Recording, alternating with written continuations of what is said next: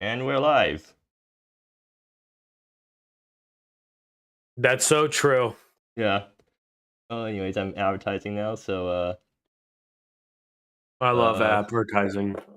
okay, so this is Grand Prix Houston decklist stream. Do we actually need to do any intros? Because I'm pretty sure we all know how this works by now, right? Yeah. I mean, No, Ricky, explain it in great detail. Okay, so actually, Purple, what do you expect from this GP? Cards from Feynev and Karina's explorations. Good prediction. We're definitely going to see cards from the new set, because if there's no cards from the new set, then I don't know what the heck going on. I didn't put any cards from the new set in my deck, but yeah. Simply because I'm lazy. So for those of you who are unaware, 2 new sets just came out, Feynev and Korean's Expedition, and let's see if it's Exploration, right? I said Expedition again, didn't I? But yeah, let's start. So first deck. First deck has a new card in Tranquil Path. Yeah. And this card is very good. Styles is playing Villainy yet in style, which makes sense because this is creature vomit type thing. Creature vomit, but without the nerfed cards. But yeah, playing blue payoff cards instead of green-white payoff cards. Because all those guys got nerfed. So you have a whole bunch of 1-drops or 0-drops. A Silent Wanderer, Critters Companion makes a bunch of mana. You have the typical creature vomit payoffs, Corelight Oracle, Gaolo, Underpath Sentinel, Spout, Daisy, etc. But then Tranquil Path is a really nuts anthem if you can get out the gate quickly. Casting Fog is Ancestral Recall, virtually, if you can get out the gate quickly. Yeah. And yeah. The sideboard looks the same. Or yeah, there's Cow and Willow Spirit. Okay, so my main concern with this deck is the mana, because just playing green-white creature vomit, the mana already is super painful, because yeah, when you're playing green-white creature vomit, you end up taking a lot of damage from your mana base, and going 3 colors is just going to make it worse, especially because now you can't really fetch basics. Kill them before you die, Lamau. Not really your plan? Yeah, so I actually did brew something like this. I went way more all in and went 5 colors and added Rabbit Thrill. Oh. How does mana work out at that point? You're playing only 5 color lands, so alright. But you're playing Abandoned Monument and Paracosm at that point. So maybe not ideal lands, but right. But yeah, I think this deck is pretty one-dimensional. Does take a lot of damage to the mana base, so against faster decks, it's going to struggle. At the same time, I think it's going to struggle against faster decks anyways, just because it can't get Tranquil Path and Crossing Fog online. And it's no longer gaining a bunch of life off Seek the Lost Child like green-white creature vomit. I like this deck. Simply because I think it has a pretty terrible matchup against Burn. Because there's like, yeah, Seek the Lost Child really helped like green-white creature vomit against Burn, because 4 life is an entire spell. And yeah, sometimes you just have enough creatures to get through that. But well, actually no, because in Burn, your opponent like creature vomit versus Burn, your opponent's going to be blocking the few creatures that you have. So you want like a bunch of stuff to go to face typically, and 4 life was a significant deal. Yeah. But now that this mana base is a lot more like aggressive, it's going to hurt. It's going to hurt them like a lot. And it'll make it, instead of going up 1 spell that I need to cast, they probably made me go down 2. Yeah. Because their mana base is painful. So yeah, definitely not a good burn matchup. I think in general the kind of land base isn't going to end up being too impactful. There's not a ton of Ego decks I think would be faster than this. Well, they're not running Mozikev. Right, they can't afford to run Mozikev with this mana base. But like 4 Silent Wanderer is definitely, and 4 Silent Wanderer 4 Critters Companion is definitely pretty scary. And you get out of hand pretty quickly on the play, at least. On the draw, this deck's way worse. Yeah. I think in general this is pretty solid. So what? Might have wanted to go like even more all in. Like I mentioned, going like 5 color lands because your mana is already garbage. But I think in general this is Bant, Creature Vomit, spiciness ranking, Neon. I'm gonna give this a. I think this a 4 because it's Creature Vomit, but worse after the nerfs. Oh yeah, With and I the figured I should newcomer. mention that this loses really hard to Ras. Like, yeah. Oh, yeah. I guess it doesn't lose as hard as Creature Vomit did to like Violent Clouds because Tranquil Path and Crossing Fog do scale pretty well. But Well, I mean, but yeah. I feel like Crossing Fog and Tranquil Path are worse card advantages than what Creature Vomit used to have. I think you're really underestimating Crossing Fog. Like it like saying that Creature Vomit had better card advantage than Literal Ancestral Recall is a little bit bold. Well, I guess, but are you guys really connecting? Yeah, if you go up fast enough. But yeah, that's the ultimate question. Can you guys connect? And if you guys don't connect, then you just lose.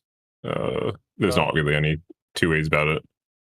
So I think we spend enough time on this deck. So next deck, Ambrose. I neck deck this from Purplemurasaki. I've been muted for a while. My bad. I changed my rating to I gave it a 3. Oh, just because it's a 2, isn't yeah. it? Oh, was it 2? Now it's a 3. Yeah. So Ambrose asked for control list like an hour ago. I gave them what I was playing, so I'm also on this list. What the hell is this? So this is Esper control. Why are you playing cards I've never seen before? What? Which cards haven't you seen? Cast Out? Happy Other Provinces and PT23 Aegis. Okay, so this is a Maze Collection deck. Okay. Maze Collection is how you win. So taking everything that lens, you have Champion Provinces, bounces Cane Dancer, bounces Maze Collection, bounces Mabel. This is also a Mabel deck. Right. In addition, it's just a Restoration Angel. And Restoration Angel's body is just really relevant. A lot of times. It and TT23, I guess, are also fetchable off Unrelenting, as they are 4-drops. Right. One of the funny things building this deck is that there are surprisingly few good things that are you're able to play in Mabel that are 4 more CMC. Granted, TT23 Aegis and Champion of the Provinces are both pretty reasonable, but like something like Cast Out maybe isn't quite as good as you would like to be. The cycling is good. Why are you playing Cast Out again? Because you can fetch it off Unrelenting. Right. And that's also just a catch-all answer to Planeswalkers. Notably, Esper doesn't have great Planeswalker answers without like Bounded Gardens. One thing I will say about... Sorry, go ahead. Yeah, you can play Journey's End, but then Journey's End is an answer to like Mukten Protectors or whatever. Right. Okay. Other random things. Sure. Just like big Planeswalkers as a stand-in. What I will say about Cast Out is I played this card when it was standard legal. This card is super good because it is a instant speed, catch anything, and it also just you can cycle it if you don't need it. It is useful and playable in almost any stage of the game. Now, I'm not going to say it's like overpowered by any means, but it's very versatile, and I honestly think it's overall better than like an O-Ring. Yeah, definitely. Even for the 1 extra mana, you can definitely just snipe like your opponent's biggest threat. Typically, just with this card, it's a it's a card that I like quite a lot, and there's not really a lot of enchantment removal, so the fact that it really sticks on the battlefield, and it also doesn't get hit by Pithwilt. That's also an important thing.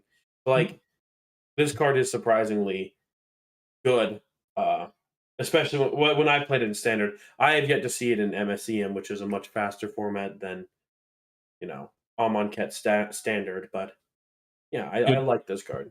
Definitely the one, like, cycling for 1 is really good, especially in control decks, since you just cycle it if you don't need the cast out Yeah, but in you're the only playing one matchup or copy, whatever. so Yeah, I mean, that's even better, because you don't draw multiples. It does cost 4. I actually really like to Um, find nothing in the sideboard just to screw over 8 sack uh, and other yeah, so decks that search. yeah, a lot of decks actually search in this format, especially recently. I mean, Bug Humans as one Yeah, for example. sure. There's a lot of interest around Unrelenting, which this also screws over. Thin the Veil is another example. Just a lot of things.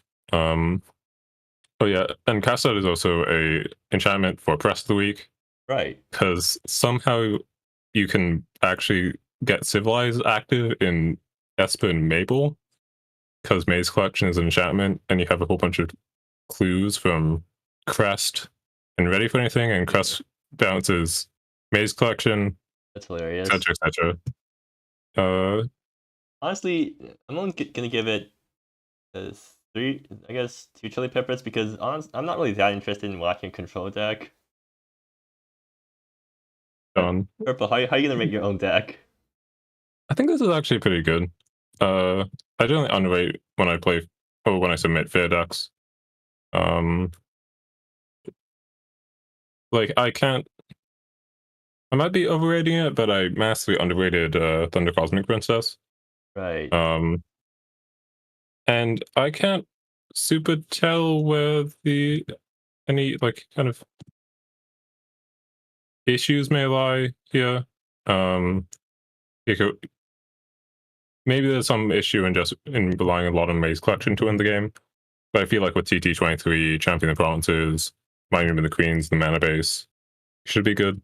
Okay, yeah, I give it 5 mints. That is weed. Thank you very much. What? Wait, what?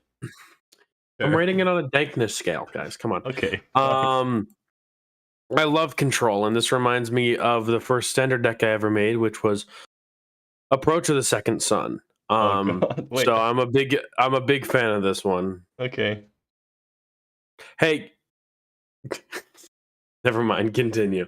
Okay. Oh so... yeah, no, also this deck has 2 Mirrorgate, and Mirrorgate is really, really good in some matchups. Yeah.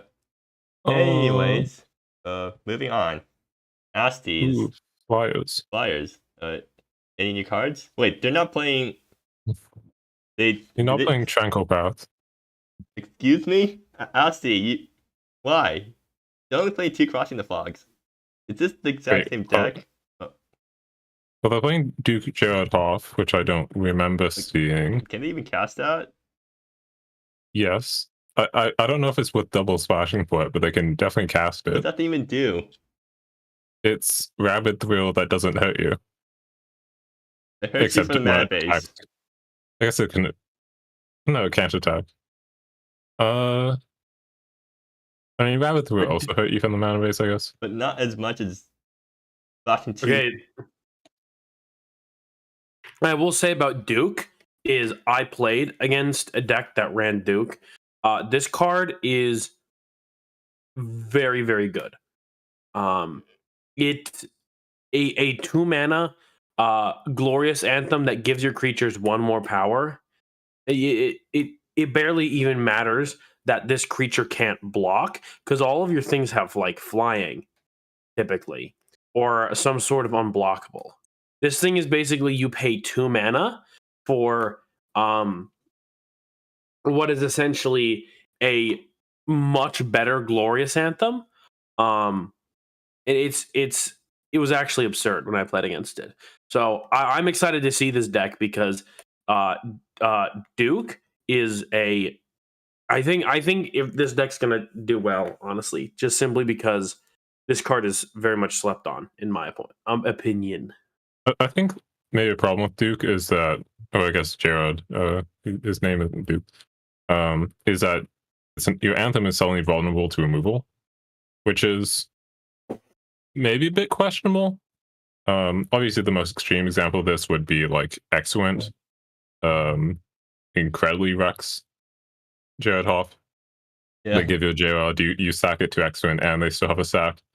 Granted, Excellent isn't super heavily played, though it is in the list that we just looked at. It's resistant to Scorch, though. That's a thing. Yeah, definitely red decks have a bit of a problem killing it.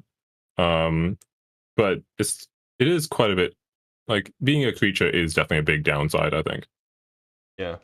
Actually, is anyone reading comments? Oh, let me pull up your stream, Ricky. No, I'll be the chat boy. You also be the moderator. Well, actually, I don't think we need moderation. I'll be the moderator. No, I got you. I'll be the moderator. Okay. So, anything else to say about this deck?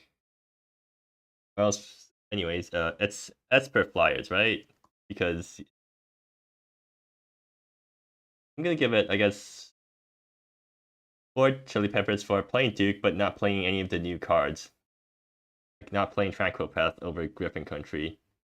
I've got bad news for you. What? I'm not playing any of the new cards, Ricky. Oh. I had a question from chat about lack of instant speed wraths. Yeah, there is no good instant speed wrath. The cheapest one costs 5 mana and it's just a -4/-4 to the board, which honestly might have been worthwhile, but I think with the amount of removal, you're probably fine. Also, Unraveling is kind of a wrath if you think about it, kind of, because it gives -3, -0 to the board. Don't think about that too hard. Okay. Anyways, next deck, Cajun's Demon Twin. Ooh, this deck. Some of this being theorized in general with Sen. Yeah. Where basically the curve is you go Channel Veil, which hits your Construct and a Sacrifice Egglet. Then you go turn 3 Sen, Haunting Gaze. Then you go turn 4 Kinken, naming Sen. Attack with Sen, you get 2 Sens. And Sen goes infinite if you have a second Sen. Right. So you use Channel the Veil to sack the Construct to get the loop started. So you get infinite triggers on both Sens. Right. And then to break the loop, you sack the Sen you got off Kinken, and then you deal infinite damage to your opponent with a flying lifelink Menace. What if your opponent kills your Channeler of the Veil in response? Then you don't do this, and you just get a Death Note trigger on Sen, and then you attack for like 4. Or I guess 7, because you have Kinken. Right. Wait, why is this list playing Banished Companion? Wait. I think it has like a backup plan of general aggro. I have no idea. This is not. This seems weird.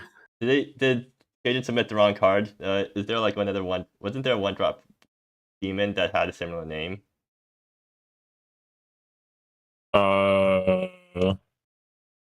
Banished Champion? Companion's a kind of normal name for a demon, I guess. I was thinking Banished would be the name. Yeah, Banished maybe too. I'm gonna look up. No, Banished. The only card with Banished in its name is Banished Companion. That's actually really, never knew that.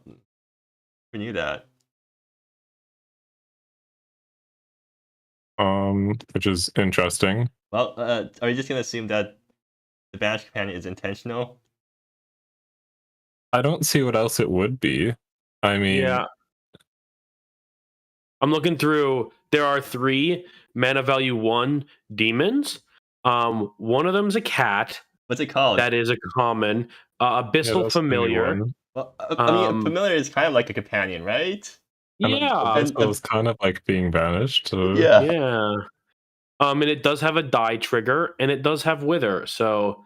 Yeah. Yeah.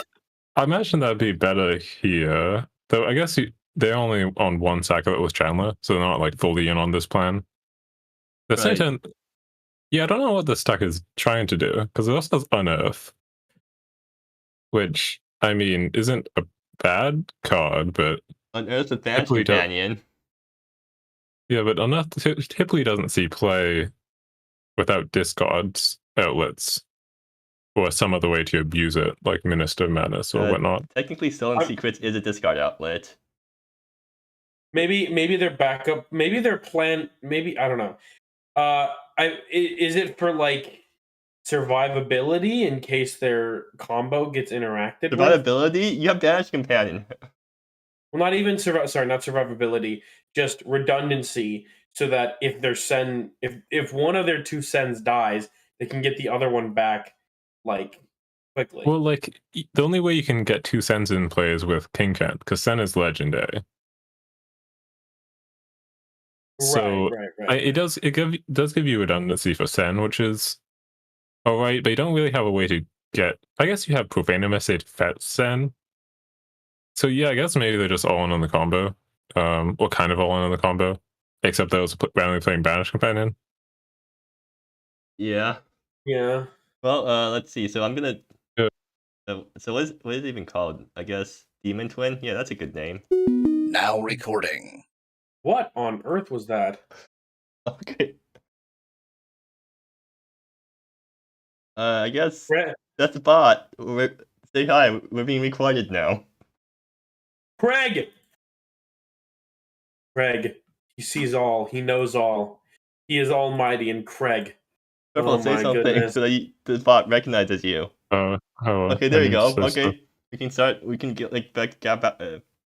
back into this thing now. So what's this deck called again? Red Black Demon Twin. And I mean, I'll give it 3 chili peppers for 4 chili peppers for like trying to do a cool combo. It gets 1 chili pepper because I hate Profane Emissary. Okay, you know what? That's fine. I think everyone hates Profane Emissary at one point or another. You mean always? Yeah. Dawn Profane Emissaries. Unless you're the guy that's playing it, then you love it because it wrecks people. Yeah, I mean, like this deck can definitely just like win off Profane Emissary being good, but at the same time, it doesn't. It's not playing. Doesn't actually have any removal. Like it's not playing Jajun, so you can't do the Profane Emissary curve. Well, I mean, yeah, you can't do it fully, but that's not too big of a deal. Also, you fetch pulls them for maybe. I don't know. What's Confront the Real Master for? Because like, I don't think this is the deck for it, and I don't think Confront is a good card. So like, this is doubly not the deck for it. Yeah, I don't know. This deck seems like 3 different ideas thrown together, where like Chandler, Vale, Sen, King Can are all like pretty solid, and like Sophia's good, but maybe not in an aristocratic shell. Sophia's not really that great with Sen because she's kind of hard to kill, and like Profane is good with Sen, but then like Banished Companion doesn't have any synergy anywhere. Except like killing yourself. And like Unearth is good for redundancy, I guess, but then I guess Unearth getting back for Sophia is good, but you have 4 Sophia, so that's kind of overkill. Yeah, I guess King Ken on Sophia is good. I don't know. We spent long enough on this deck. Let's move on. So next up, Canterbury Eggs. Ooh, Pilot Dragons. Is this the same deck? No, it's not. It has right. I was wondering if it was the same deck as the one that won last GP, but no, it's not. It's got new cards in it, or not new cards, but like different cards. What's the changes? We have Damning Flames, which is interesting. Gold Retriever, Organasass, Flame Waker. So what's even being cut from last GP deck? Someone go look it up. Neon, you're not recording right now. Go look it up. Okay, yeah, I can do that. Actually, no, Neon's on chat duty. Purple, you go look it up. Yeah. Oh, Emissive Antiquity? Huh. Wait, you're cutting Emissary? I mean, the mana base looks like... Oh, they don't have the red-black filter land? I guess that makes him slightly faster. I guess you're going for more of a late game. I mean, Gold So- Retriever is kind of like a emissary, right? Gold Retriever's a funny name. I know, right? I mean, if Yeah, you I think it's literally just it's minus pay up too. So minus pay up minus MSA for Gold Retriever, Flame Waker, Damning Flames. Which then some mana base changes. But I guess they're getting Wave Decay? Is that what they're getting? they're getting 4 Wave Decays. I mean, Wave Decay is a good card. Yeah, the deck that won last week, GB could also run Wave Decay if it wanted. Yeah, I mean, If this they is wanted probably, if they wanted triple red though. and this is probably good, though I don't know why. I don't know if the changes make the most sense. It's like Gold Retriever being 4/4 is nice in some matchups.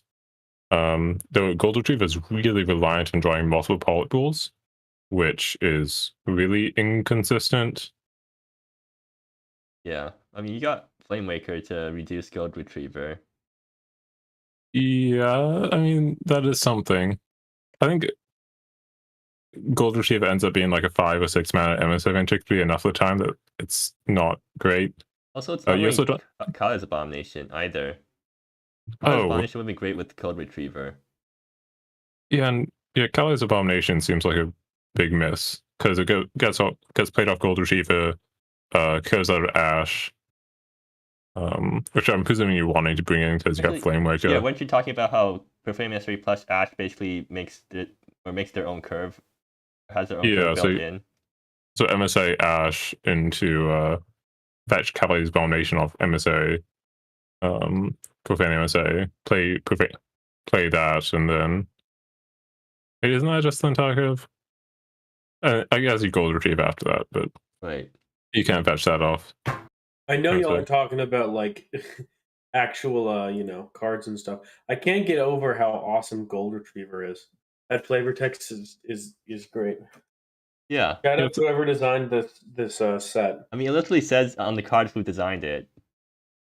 Look in the bottom left corner. Roger. Yeah, I think Gold Retriever does end up being a bit of more shit that's basically relegated to being abusing Pollet Pools, because MSA Ventically is often just a better version of it, but 4/4 is big. 4/4 is quite a bit bigger than 3/3. So why Yeah. is Damning Flames in here? Can they actually trigger Damning Flames? X-Hatso's maneuver, Prying Kari? Yes. That's not crazy. Well, I think we already spent too long on this deck, so red black. What do you call this deck? Tyrant's Maneuver? It's not. Is it Tyrant's Maneuver? It does have Tyrant's Path and maneuver. Okay, well, it's close enough to Tyrant's Maneuver to name it that. Yeah, I don't understand the You give it 2 Spamming chili Flames. peppers because wait, yeah, 2 chili peppers because it's the same deck as last time but worse. It doesn't even have any of the cool interactions like running Kali's Abomination and having your own curve. It gets Honestly- 4 for me because it's dog tribal. Yeah, Stock Tribal. Honestly, this kind of strikes me as them. If I had to take a guess, I don't even think this is based off the list that won the last 2 GPs. Because like Kali's Abomination definitely seems like a Well, it miss. says Splash Cat's Ashes driving Oh, Poland. well, yeah, okay, yeah. Then that's just weird. I don't know. Okay, anyways. Moving on, Chumbeque, Postmodern Jund. Alien Visitor. So It's a 3-man 5/5, I guess. That instantly buffs your big power guys, I guess. Does Alien Visitor work with anything else in this deck? No, not really. Valdez turns Chile and Reprising Bard Reprising into Bard. tutus. It makes makes Valdez a 5/5. 5/5 5/4? as opposed to a 5/4. Hey, 3 mana Does it- 5/5. I think that's literally it. Wait, does it kill 0/4s or 0x's immediately on the opponent's side? look up the rules for how the cannon card works, or the cannon version of this card. No. That's the Godzilla one, right? I'll look Yeah. it up. Okay, thanks, Neon. Are there zero? I mean, I spells remember to all the kill? people saying Gold Retriever needed to make a treasure token. Yeah, maybe you should have done that then, you fool. Anyways. I don't think there are any like 0x's that are currently in play, right? Am I missing some? Warden of Secrets? Or Warden of Silence? I guess. Wall of Ivy? A Logger Recluse? Oh yeah, Blogger Recluse Mana Ascetic. Furry Buddling, Ask. It kills Yeah, Mana Dorks. That's kind of funny. Yeah, maybe this is just like a decent card. Though it is competing directly with like Fortune Dealer, which is also a very good card. Yeah, but Fortune Dealer doesn't wipe your opponent's Mana Dorks on turn 3. Yeah, but Fortune Dealer isn't a vanilla 5/5 half the time. So I don't know. I mean, it also just wrecks like 1-power guys maybe. The Cane Dancer now dies to pings. Does this deck play any pings? No. I feel like this deck should play Hatchel's Maneuver because then you get to benefit from Alien Visitor's pings. Or I guess Mail Munch? Wait, Does what? not run Mail Munch anywhere? No, I'm confused. Wait, Ambitious Necromancer has like 8 things that target? And like, I guess Chile has discard. Reprising Bard has like 12 targets, which I guess is okay. Whisper Woods is technically Mail. Yeah. And I get, like, I'm not confident Reprising Bard is really what you want to be playing as a value piece here. Yeah, are you checking chat? I am checking chat. There's a lot of stuff here. Yeah. They're debating over how cards work. Creature with 0 power still must be dealt at least 1 damage. I think that makes sense, yeah. So creature with 0 power have to at least get pinged to die. So, and also my internet stopped loading Gatherer pages, so... Well, maybe stop using Gather and start using Scryfall. I'm not doing that, because it shows up on Google first, and I don't want to... You're using the worst Magic card search engine. Okay, Yeah, that's fair. So, we talked enough about this deck. It's Postmodern Jund, I guess. Postmodern Jund because we have no idea what any of these cards are for, and it's postmodern because it's postmodernism. I mean, it is Makes Jund. no I mean, sense. all these cards are like good in a vacuum. The Reprising Bard isn't good in a vacuum. You need other cards to work with it. It's pretty close to being Someone good in a said, vacuum. please use Scryfall. And to that person, I would like to say no.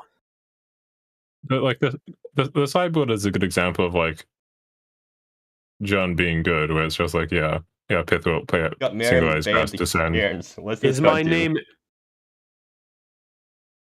to Marina, who says even Gavin Varhay uses Scryfall. I just want to say my name is not Gavin nor Varhay, so this does not affect me. Okay. Yeah, no, this list is just a whole bunch of good cards jammed together with like okay synergy, I guess, but like none of the cards seem like really optimal, which is kind of strange. I'm gonna give this deck 1 chili pepper or I'll give it 3 chili peppers because it's interesting in a bad way. That means I should give it 2 chili peppers. Jund them out. Are you gonna give this 5 weeds because that's what they must have been on when they made the deck? What? You're gonna give this deck Jund them out. Okay, fine. That's my rating, is Jund them out. Sure. Okay, so moving on to Crush Castles, we have Blue Red Burn. Oh, I was looking at this deck before. I got excited. This one makes me happy. Also scared. It features Cane Dancer with 0 targets, which I don't know about that. Actually, Cosmic Sync? No. No. Wait. It doesn't work in 2 different ways. I think they're confused about how Cane Dancer works. What? Maybe they're on promo Blue Red Burn, so maybe they just have to play Cane Dancer because it has a promo? I'm pretty sure Mindstorm's Eye also has a promo. Yeah, that's a good point, and they could just be playing like Emissary of Antiquity main deck. Can they even like cast a mystery. They only have 2 islands. I mean, you're running fetches anyways. You might as well splash green for Breach the Lilies because that's the Chad move. And Breach would actually work with these guys, unlike Cane Yeah, Dancer. Breach would actually work, unlike Cane Dancer. Or consider the following: you just run another burn spell, and it actually does something. But also, I love Okay. the 4 main board excoriates. Like it's like it's clear that Crest Castles has lost to Profane Emissary way too many times. Yeah, that's definitely like a meta game call. Or just a blatant statement. Profane Emissary. Okay, so post sideboard after you side out the 2-mana 1/2 flashes. How good is this deck? It seems okay. I actually liked what I saw with like Master of Tranquility. But what Master of Tranquility eventually becomes is a pretty big creature with no abilities or evasion. Just either gets chumped or removed. And it's like Maybe that's why they're running 4 Obscuriates so that it doesn't get chumped. Wait, no, Obscuriate's bad against chumpers, right? Is it? yeah. It's okay. Okay, Depends. look at the chat and it says Crush said he used to have Ready for Anything in the deck and cut it but forgot to cut the dancers. I mean, that's still only 4 targets, but it at least had targets, I guess. Herzi says, I also like playing as a flash threat in a deck with no way to get to 5 mana. I mean, you can obscuriate your own stuff. That's rad. Guys, That's why the best use of Cane Dancer in this deck. They're just predicting that what they're doing is they're predicting that Force of Negation is going to become legal in this format, and they need blue cards to exile. Obviously, what it is. Okay, preparing for the next set with Cane Dancer, so the deck list doesn't need to be changed. Got it. Yeah, Well, they have to change it they need to anyways. side out something else. The Obscuriate when Cane Dancer gets banned. It's a long term. It's a long game. This deck is like a 4 because it has 4 dead draws, but I'm gonna give it 5 weeds because I'm high on this deck, dude. This is awesome. I'm gonna give it Yeah, one I mean, like, chili pepper because it's not gonna be fun to see this thing fail. I mean, like, the cards are all good. I mean, It's running Paramaster. Who's playing this card? I mean, this card's kind of good. I don't know. Then why is somebody running it? It's been around since the beginning of the format. It's not like good, but it's pretty good. Like, I like, as far as 2-mana cards go, I don't think your opponent's like necessarily happy to see a Pyromancer hit the table. Like, they're not especially unhappy, but they're not happy to see it. I feel like if that's how you judge cards' power levels, then okay, I can't think of a good joke. Neon, can you think of a good continuation to that joke? I was spacing out. What the fuck is going on? Well, never mind then. Let's just rate this deck. Yeah. What do you call it? 1 more billion. Yeah, I don't know. This stuff's weird. I think it's actually like passable, but if not exactly perfect. Okay. Anyways, but yeah, 4 Cane Dancer is definitely a bit of a miss. moving on. Gaolo's running. Not creativity. It's not Legends aggro. I guess they don't want to get frustrated by playing a deck that they keep trying to win with for a long time. Yeah, so this is small big red, small medium red, I guess. So Rattler's on board for aggro. You only have Emissary as creature's main deck. And then you have creativity, turn study bottle lightning as like good cards that also randomly pop off late game.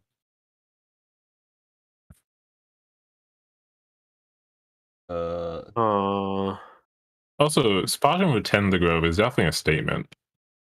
Well, I mean, there's no bad hits with this thing in this deck, right? Yeah, I guess it's all burn. Burn.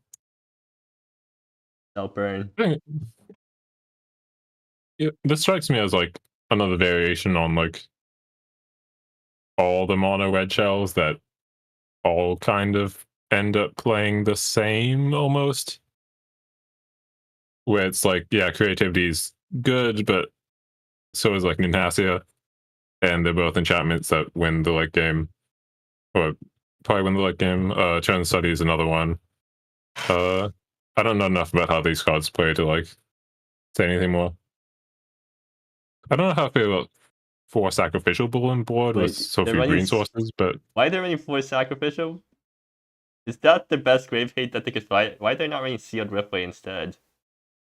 yeah, I feel like Sealed Riftway would be a better choice here.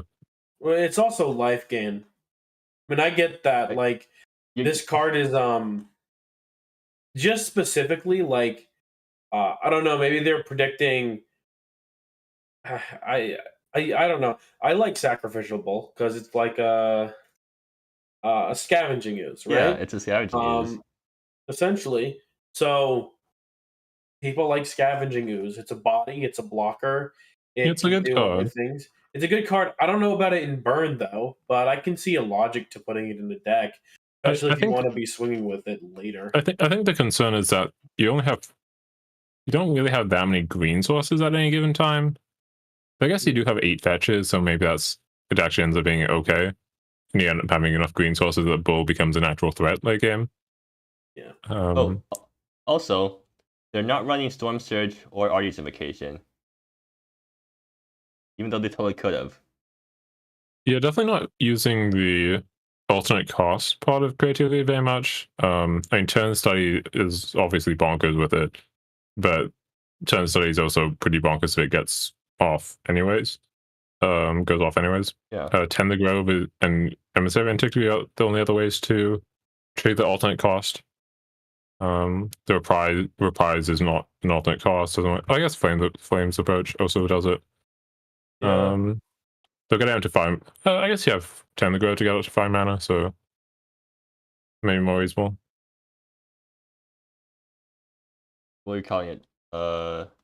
Red green creativity, except it's like running like a single green card, so it's RG, but with the green splash. And I'll give it like 4 chili peppers for being a creativity deck. Because it's still a new card and it's a cool build around. Neon, what about you? It is almost burn, but I don't think you can call it burn. It's nearly there, but I don't know what I'm looking at. And I lost to Jern Studies in League, so I'm going to give it that. If creativity is good, if it's just a good card, this list is good. Otherwise, I don't know. It's at least decent. It's playing all good cards. Has a decent game plan. I don't know. Anyways, let's move on. And next up is Dork in Distresses. Dork's done what? Wait, wasn't Scribble looking at this deck? Yeah, it's I'm copied just trying to read this name.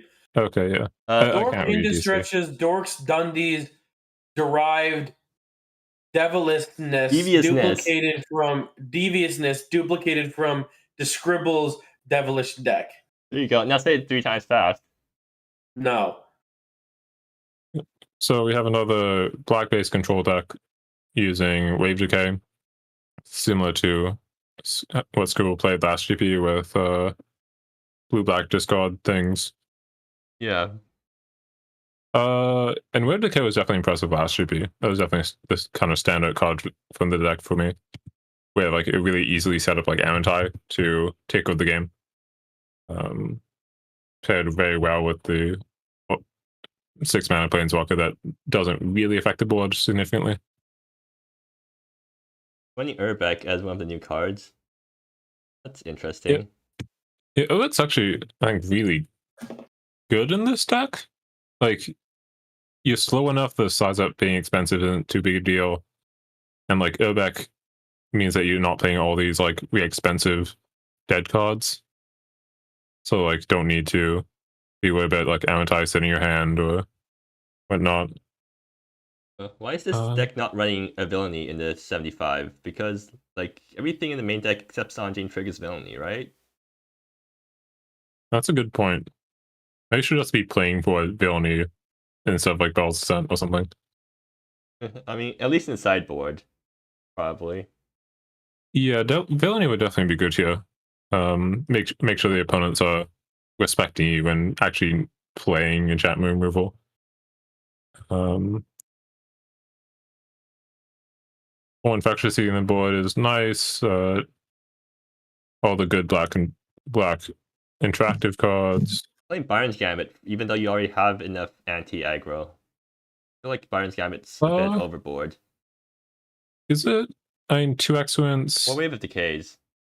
Wave of Decay isn't that great of an anti-aggro draw. It wrecks burn, right? It's kills 2 I mean, creatures. kind of. It's 2 mana. Like, if they specifically have a whole bunch of cults, sure. But if they have, like, Banished Companion, then, like... What, 3 mana kill 2 Banished Companions? Yeah, but Wave of Decay on... Yeah, but at that point, the Banished Companions have already done, like, 10 damage to you or something. 10? Yeah, turn 1, Banished Companion, turn 2, Banished Companion, Okay, 2, yeah, 4. fine. And depends player draw, but... I guess that makes sense. Is pretty conditional in aggro matchups. Doesn't hurt to have 2 extra life gain tools as well. Kalimwella plus Small Luxuries is interesting. Yeah. Well, someone's So leaving. I don't think PvP attack. Okay, thanks for watching. Anyways, let's go. Yeah. I think this deck's good, but maybe there could be some better choices like Villainy somewhere. Yeah. Okay. I just want to point out TV attack. This is the downside of being in Ohio. What time is it in Ohio right now? I hate being Ohio. I hate being the state that is Ohio. What do you even call this deck? How does red, it feel being the worst state? black, TV? green, mid range? I think this is just black green control. Sure, I'll call it control then. I mean it's Villainyless Villainy basically. Okay, that's what we're calling it then. But like this is just actually Villainy deck, except you're also playing Singularity's Grasp, and you're not playing Villainy, which is kind of weird. There we go.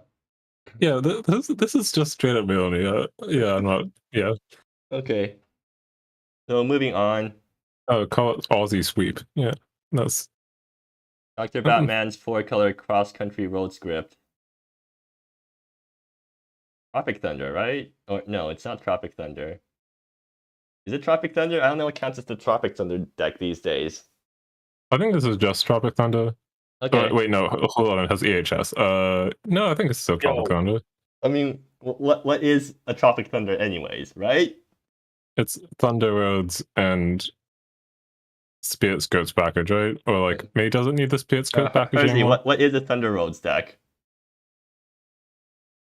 Tropic Thunder? Is the Tropic yeah, from Bant Gardens? I actually really like EHS in this deck. Yeah, the new EHS.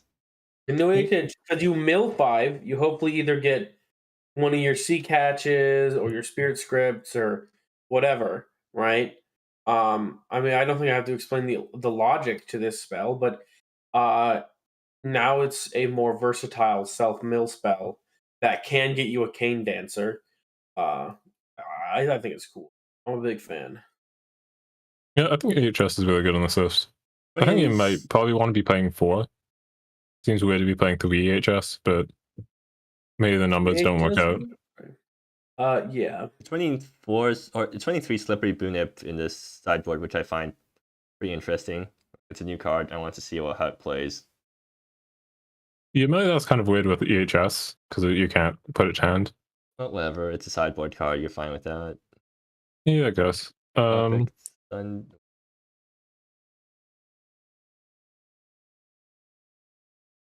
Tropic Thunder.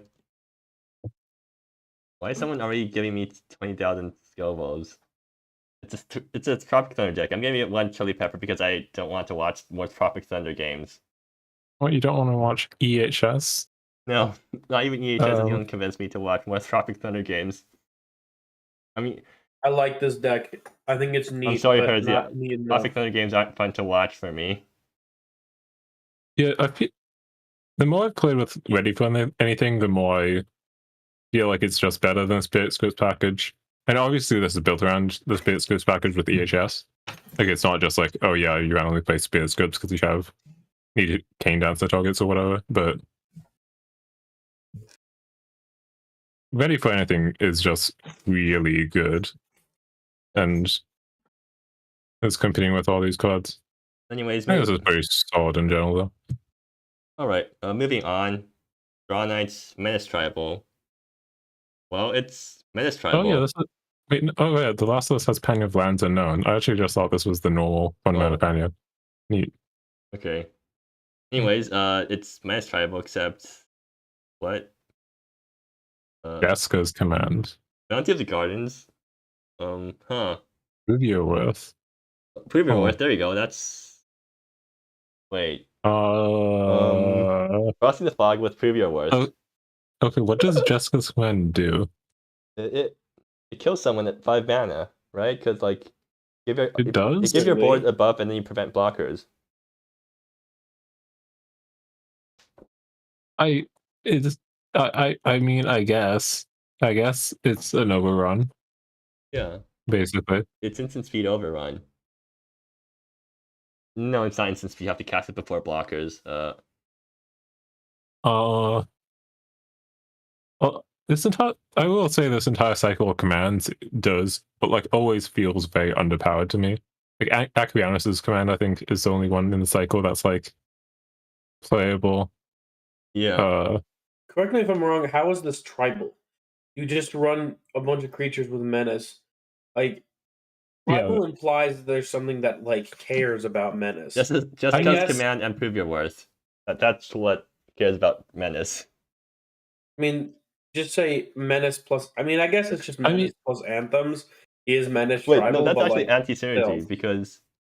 I mean, Menace has synergy with Menace, kind of. Yeah. Yeah, flying has synergy with flying too. Yeah, that's why Fliers is a tribal deck. Yeah. I say that unironically.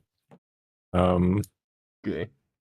So, I mean, Preview Worth is good. Something I didn't notice with Preview Worth is that it actually like locks you. It's not you may target creature, like you don't have a choice, you have to do it. Yeah. So if you have multiple creatures in play, you can always only attack with one. Right. And it's funny that I would say this, but the lack of ways to like kill your own guys to avoid that is kind of funny. And maybe that should have been a thing. Casting Fogos, it seems hard to activate here with only 1/1 drop. Yeah. Bounty of the Gardens also seems weird here because let's say you get your Prove Your Worth out, right?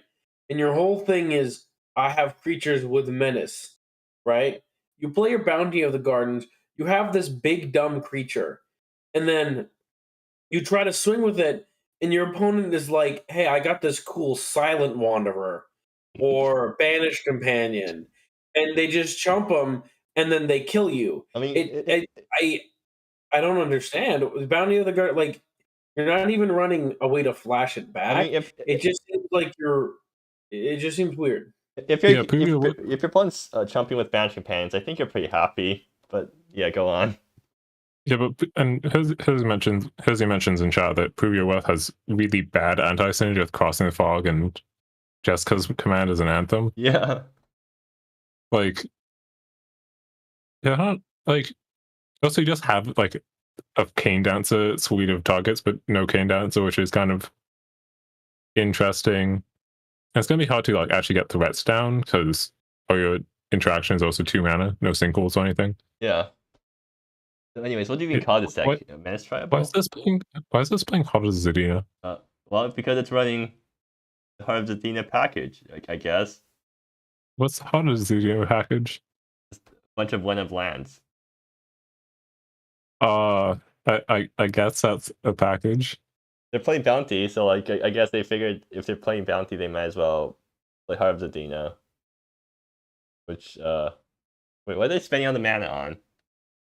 Is that how they're casting Jessica's command? Yeah, that was my question, because Heart of Zedina on 4 lands doesn't do anything. Okay, maybe Prove Your Worth is going to draw you so many lands that you can use HerziQuerzi. To cast like multiple Jessica's commands, I guess. Yeah, I mean, multiple Justice command does win you the game. Right? Does it? I mean, what? I don't think it does. This deck actually hurts my brain. I don't know what's going on. Yeah, I don't think Jessica's command actually wins the game if you cast like 3 of them, because you still need a creature attacking, and it's like the next best mode is like Impulse Draw 1, which is not particularly good. Yeah. Well, Yeah, I don't. oh, let's just. I'm gonna give it one chili pepper because I don't think the deck's that interesting to watch.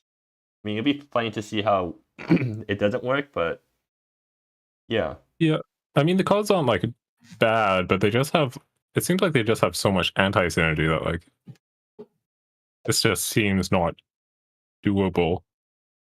Yeah. But you can definitely cheese up games like Plasmatic plus some counters versus slow draw. Like Bounty does blow at some attacks and whatnot. Yeah. But anyways, moving on. DrChillbrain's next Gaolo. is this what elmikkino was running in League? Is this just net deck? Like, oh, crap! I forgot to plug in my laptop. Let me. elmikkino finish off. Looks like the same thing that they were running in League.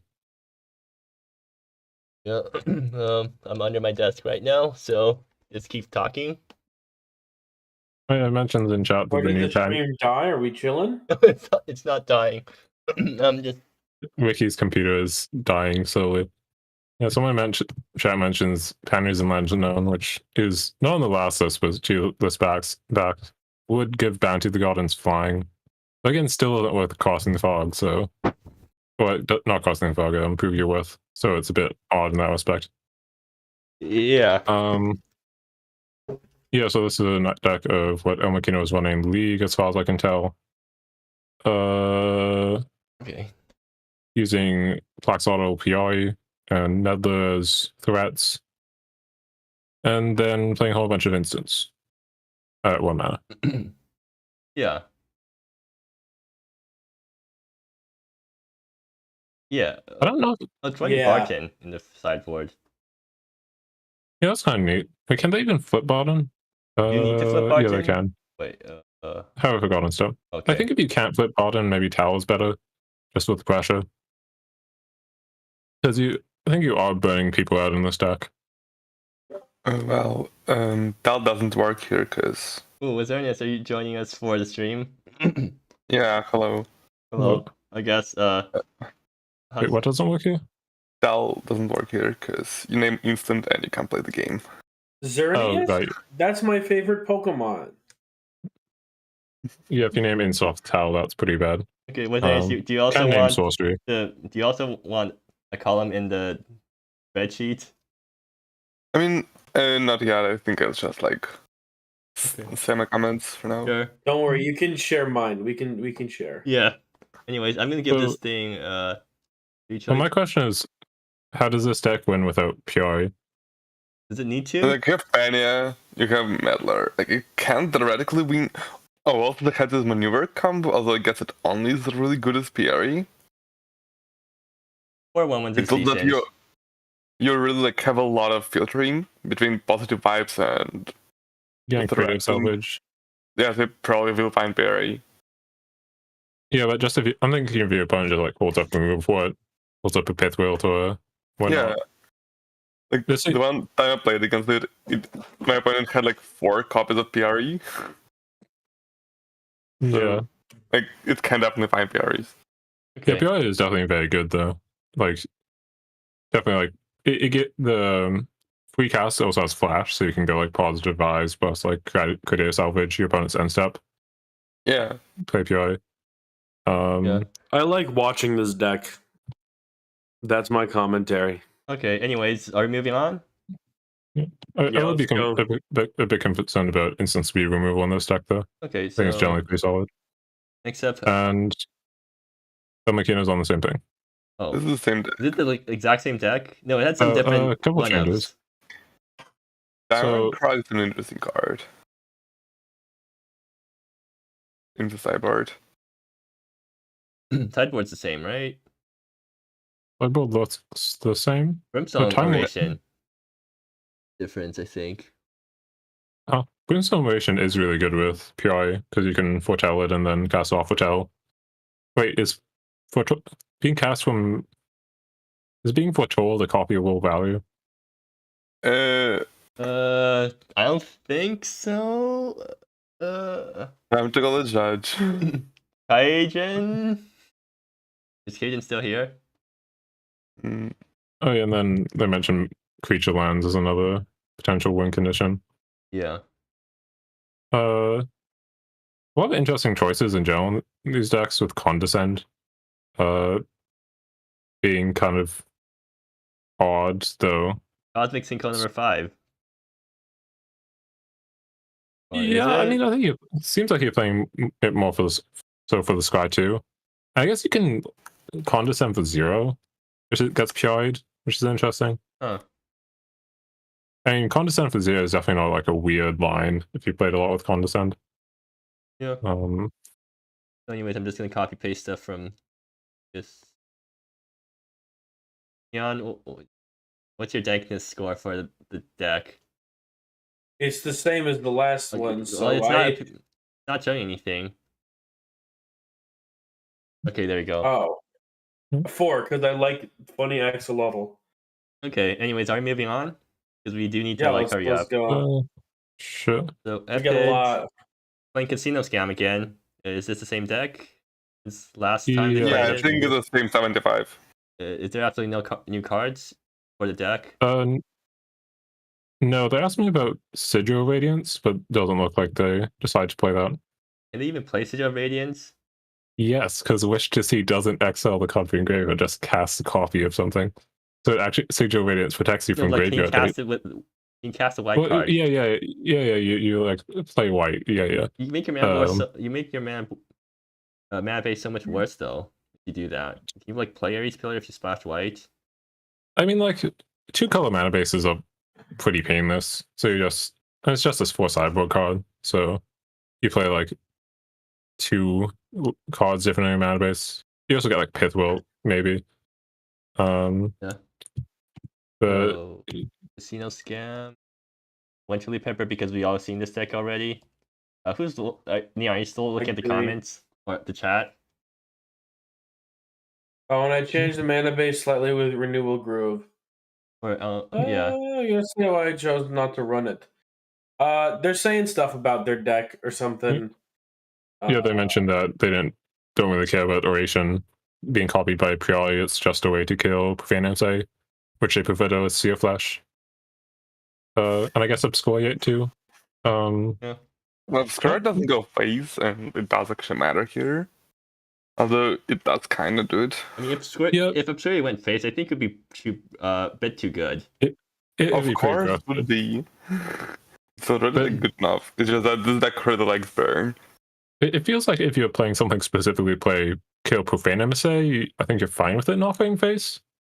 It's like Profane MSA decks generally have like a lot of good targets for Scoriate, like Planeswalkers and whatnot. Yeah, and Egos.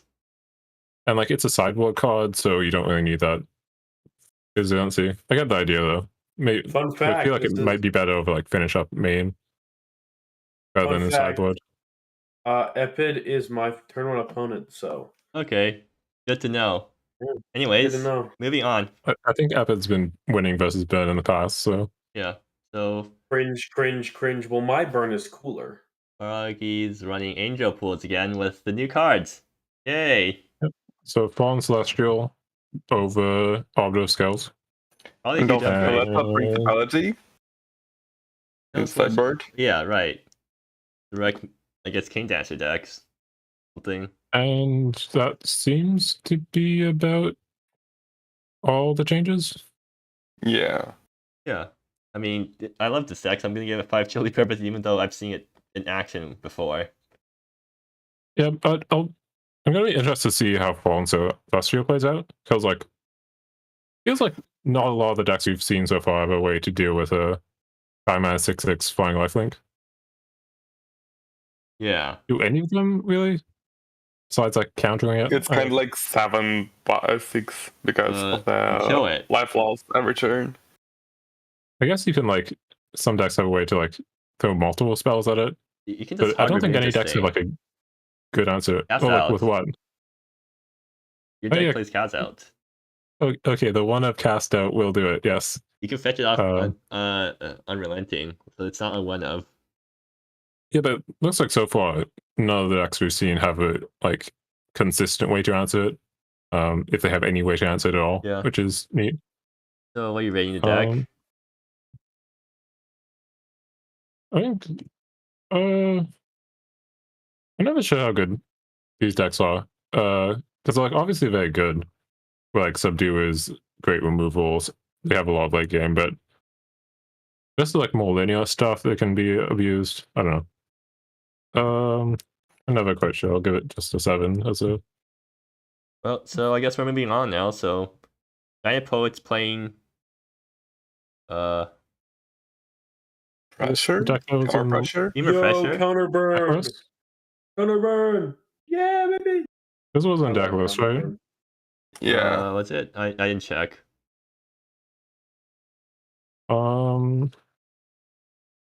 So you have graveyard creatures and Scuttling Gnat, Devotee of Winds, Muck Bruiser, Sinkhole, Fracture Frenzy, good kind of set of cards, Unraveling. You only have 8 ways to mill, which seems kind of light. Yeah. Yeah. Maybe it works out Um, anyways because you just play your spells and then over the course of the game So like you if just you get play there. turn 1, play turn 2, and then you play like a mill spell turn 2, that does give you 6 cards for Scuttling Gnat on turn 2, which is kinda okay. Yeah, But it's kinda like Magical Christmas Hand, since the deck only has 10 pitches. you also do need to be a bit concerned about just like Grave Hate. Yeah. Because none of these threats do anything with an empty graveyard. I mean, the Nitro is like a 2/3 for 2 with Ward. That's not awfully bad. It's not the but worst. But like Yeah. this reminds me a lot of like Team of Tempo, yeah, where I think a lot of play patterns are similar, except you like try to play a threat at sorcery speed. And you're comparing Muck Bruiser to Matty in that example, and Matty is Right. pretty good if you're backing Yeah. counter spells. So I think a lack of mill might hurt this deck. What have you been calling Even this if all the deck? Temur Graveyard? Not. It's Temur. Temur Pressure. Yeah, Team of Pressure. Running 0 pressure cards. Counter burn. I mean, the Not pressure bad. cards are all black, right? There's like pressure is in Sultai colors in Elmir. Yeah, that actually gives me like a question: are the red cards better than like the black stuff, like or into the consumption, the Probably. Yeah. black voice? Nightmares Unseen. Yeah, I mean, that admittedly, one. if you, it's kind of like weird because you don't have enough mill to trigger Nightmares Unseen consistently, but then again, you wouldn't have it to trigger anything else either. Yeah, I mean, it does. Team of Tempo is obviously very good, probably because of the burn, but good question. So are we moving on now? Next card. I mean, next deck. HerziQuerzi's not running Tropic Thunder. is this with the control? Yeah, it seems like it. This is another Maze Collection deck. Sure, Reminiscence. Oh yeah, right. This Uh, thing. It apparently goes infinite with something, or you can loop it infinitely with something. With Unrelenting? So Unrelenting fetches Shared Reminiscence, and then Shared Reminiscence gets back Unrelenting and something else, Right. and then gets put into your library. I mean, this deck works. I guess it's a control deck. Yeah. When the deck is control. Yeah. I'm saying dumb things. Also, Don't worry. Herzi really doesn't want to lose to aggro with like 7 copies of Flash to Rot. Well, I mean, Yeah, 3 Flesh to Rot main, then also Rot. Root, and also kind of like unrelenting to wipe the board sometimes. Yeah. So Yeah, I guess that does kind of clear up the deck's weakness in like not having any. Is it a single on one? Yeah, that's true. So it does have some way to interact early, but has a lot of ways to clean up late. So like gets around the fact that like Maze Collection and Unraveling and Unrelenting, and I guess those are main things. Ready for anything or kind of low tempo. Yeah. So I'm gonna give this thing 2 chili peppers because I like the deck, but I don't want to watch it in action. What about you two?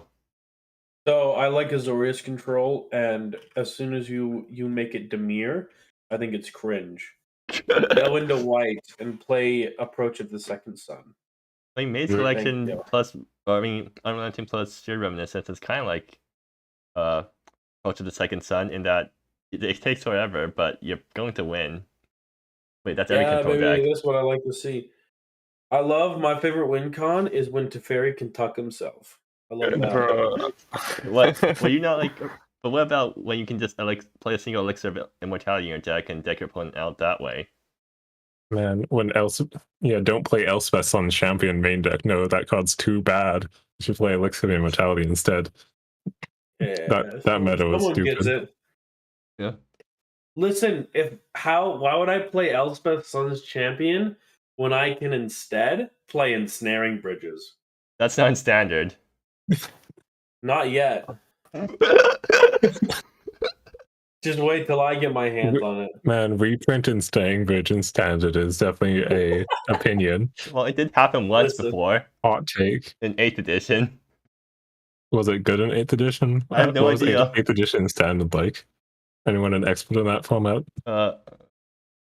Hey, if you played 8th edition and you also played standard during that time, let us know. Yeah, Let us know in the comments down below. we're too young to What like know anything about that.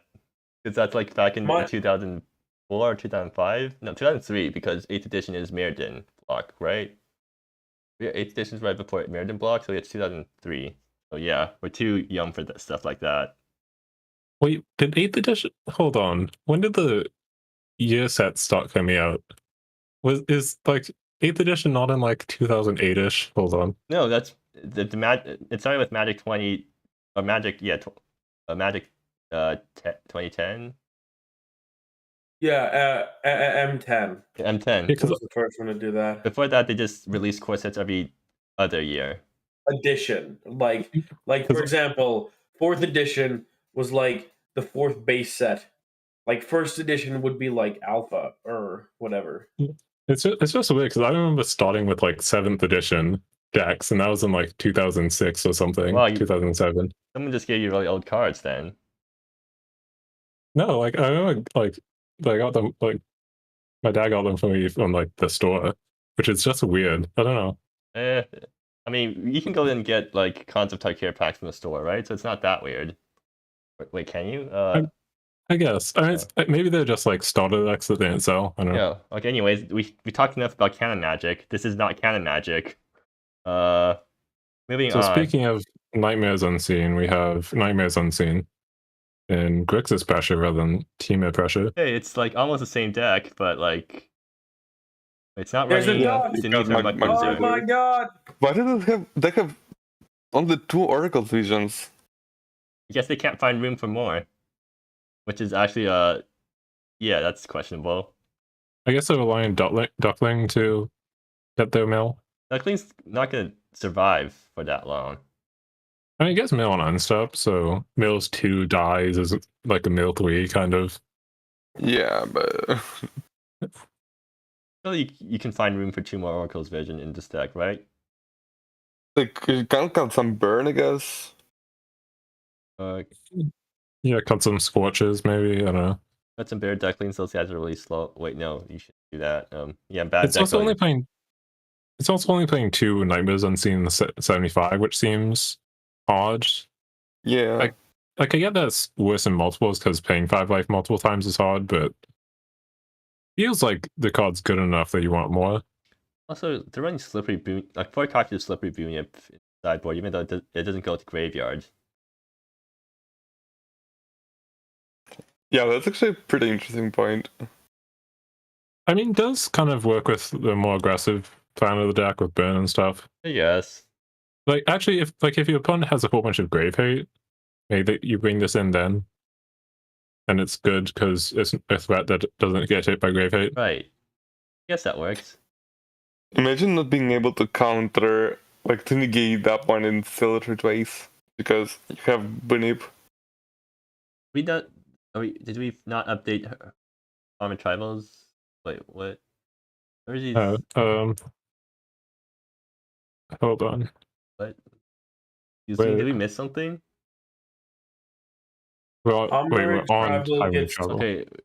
Okay, yeah, never mind. Armored Tribal gets one Kush because there are 0 Homerids, and I feel lied to. I'll give it 2 chili peppers because I don't really feel that interested in watching this deck perform. Yeah, this is just like a color shifted version of what gynoidpoet is playing, where it's just like slightly different cards, the same package overall. Yeah.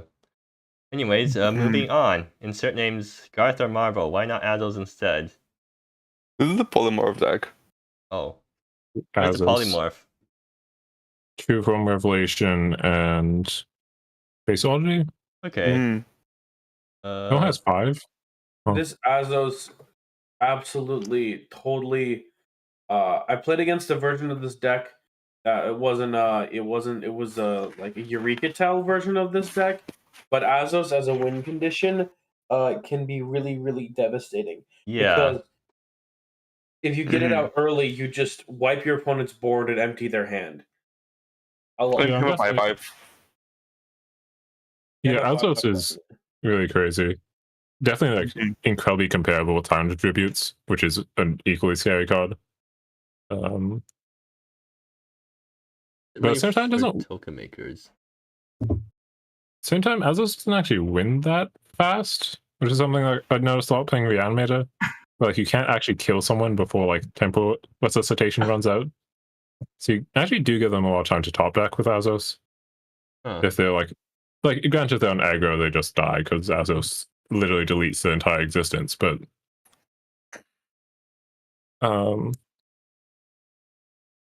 there's a lot of like commitment here to get Azos into play that I don't know if it's necessarily worthwhile. Are they playing Azos as their only cheat target? They're not playing any additional cheat targets on the board. I feel like you definitely should be playing additional cheat targets on the board so you can like board it out Azos in bad matchups. Yeah, definitely against like slower decks, Azos does not win the game. Like if your opponent gets a Planeswalker down, like Azos doesn't kill Planeswalkers. I mean, they can attack them. But if it's like a Lucian, that doesn't really work. Or if they like Lucians can just kill it. Like if you just play Azos against the mid-range deck, you can only delete 2 cards basically, maybe. Which I guess is fine, but yeah. And there are a lot of like good cards here. Like Bank Command is very solid. As like a backup win condition, Azos isn't good enough. Yanquinosis Command. I guess that's a way to make tokens. It does feel like I'm not quite sure if the cheat targets in this format are good enough for this polymorph to be worthwhile.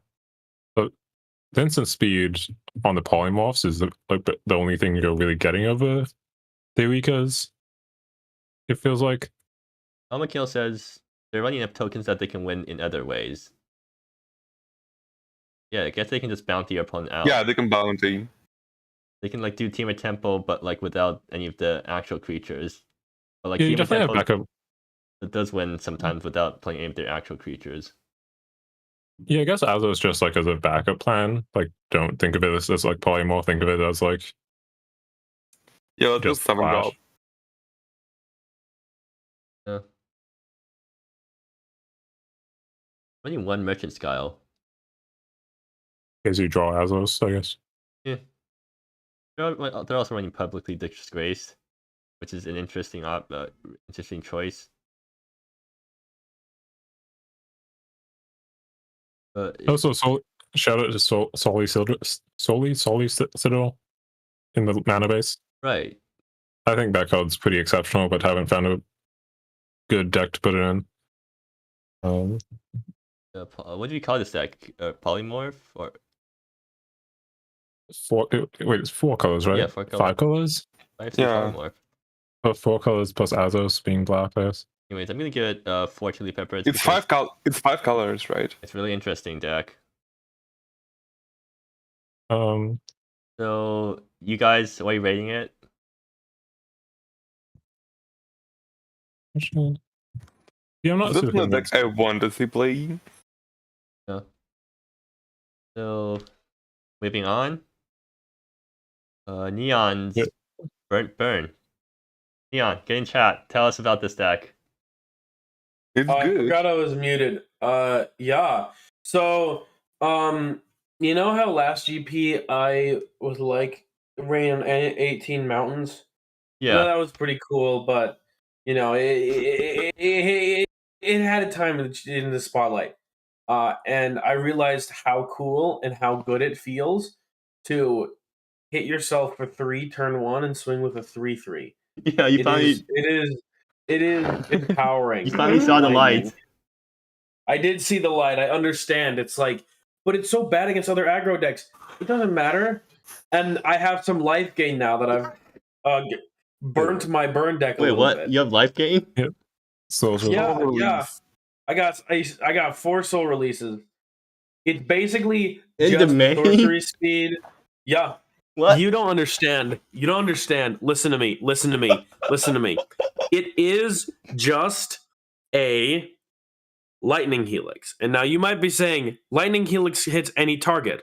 But if you're playing burn like you should be, and not a fucking coward, you always go face. So this is just a lightning helix that lets you scry one.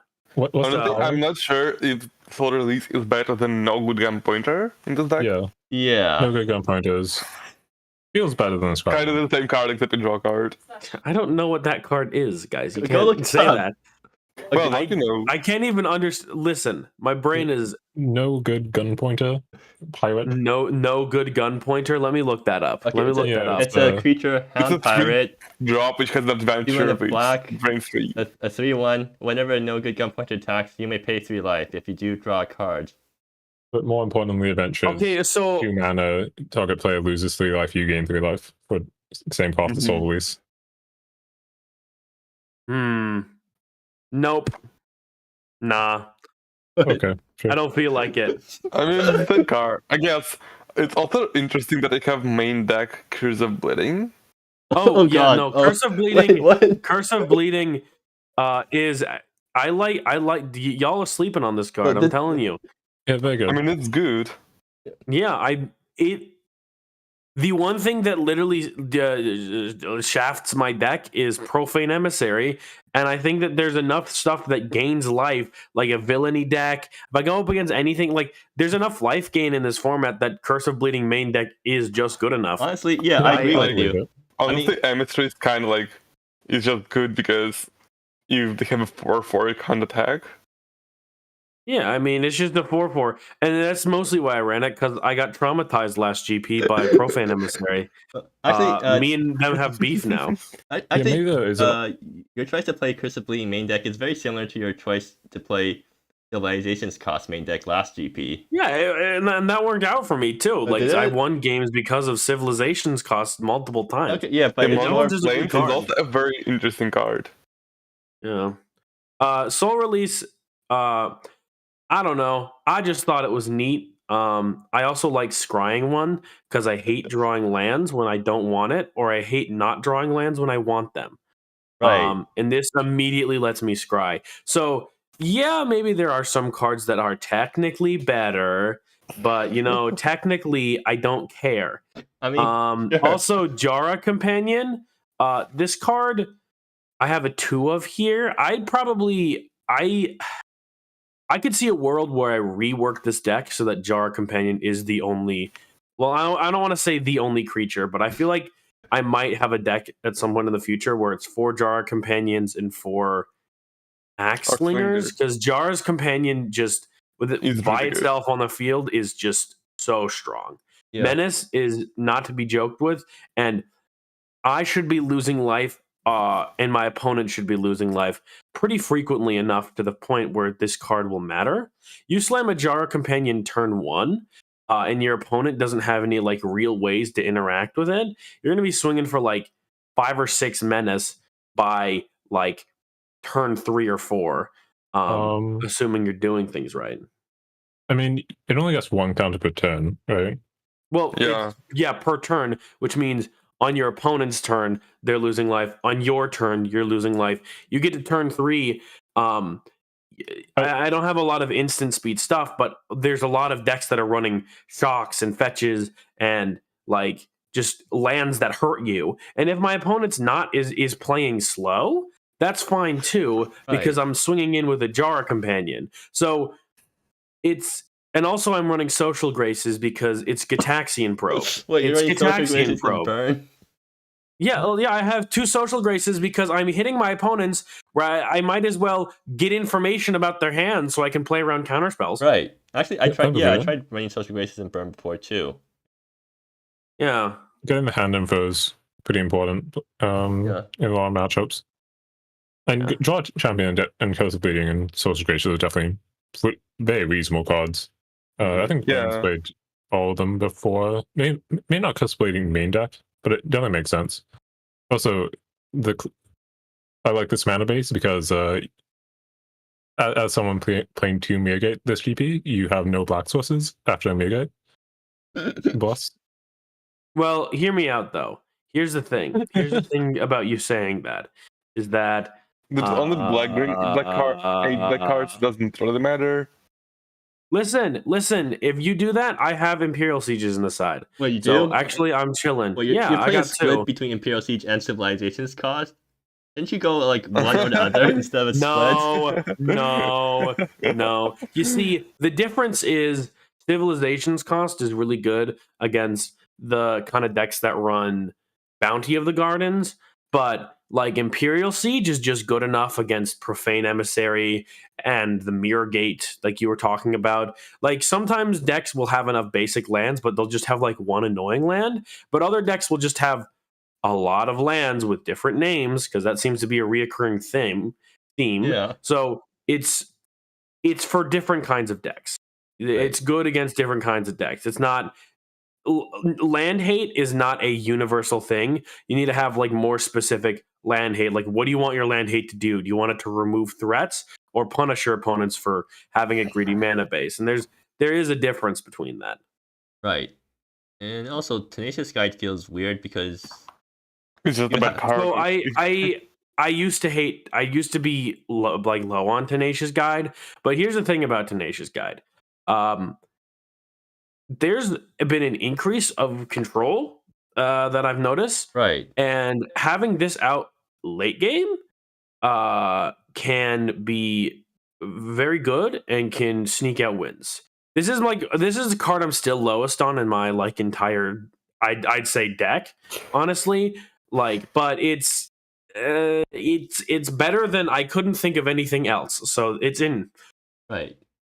Well, Neon, for your presentation, I'm going to give you 5 chili peppers because you convinced me that your deck is worth watching. Mm-hmm. What can I say? I'm very epically styled. 7 only? I mean, I'd basically always give burn decks I don't think are like too like misbuilt or 7. Like, okay. I don't really have any problems with this list. 7 more billion. Sure. Neon, what do you rate yourself? Only 5? What do I, 6. Well, that's 7. That's 7 more billion, baby. 6. Yeah, we got 6 because I'll be there, and that's always worth it. Anyways, so next list we have Oshni on Sultai plus EHS pressure. Is that really pressure? Is also only like a different ugly. Okay, so like there's only 1 graveyard card. Yeah, so I guess Initiative as well. We had Temur Pressure, we had Grixis Pressure, and now we have 4-color Pressure. Oh yeah, this isn't playing Dark Wizard, which is interesting. Yeah. So his 4 colors does have 2 tri-lands to fix the mana, which is I think probably a good call. Makes the mana quite a bit less painful. 24 lands is also quite a bit more than the other pressure list. Yeah, and you can make up for that with EHS and Prying Cry. Yeah. As well as like Inishtu and Duckling and whatnot. Yeah, they have Deadman's Body board for more threats. Twilight Ambush is a bit unique. I don't know if I'd be playing Twilight Ambush main deck. This meta? Yeah, good point. Like, feels like there's a lot of decks this is just a brick against. Especially like, or like it's a brick except it sometimes hits Profane MSA maybe. I guess you can Death in Reverse the Poet Pools and then Twilight Ambush the Profane MSA. That's actually hilarious. But yeah, using EHS as a value tool is pretty solid. Wait, is this even a pressure deck? It has no cards with pressure.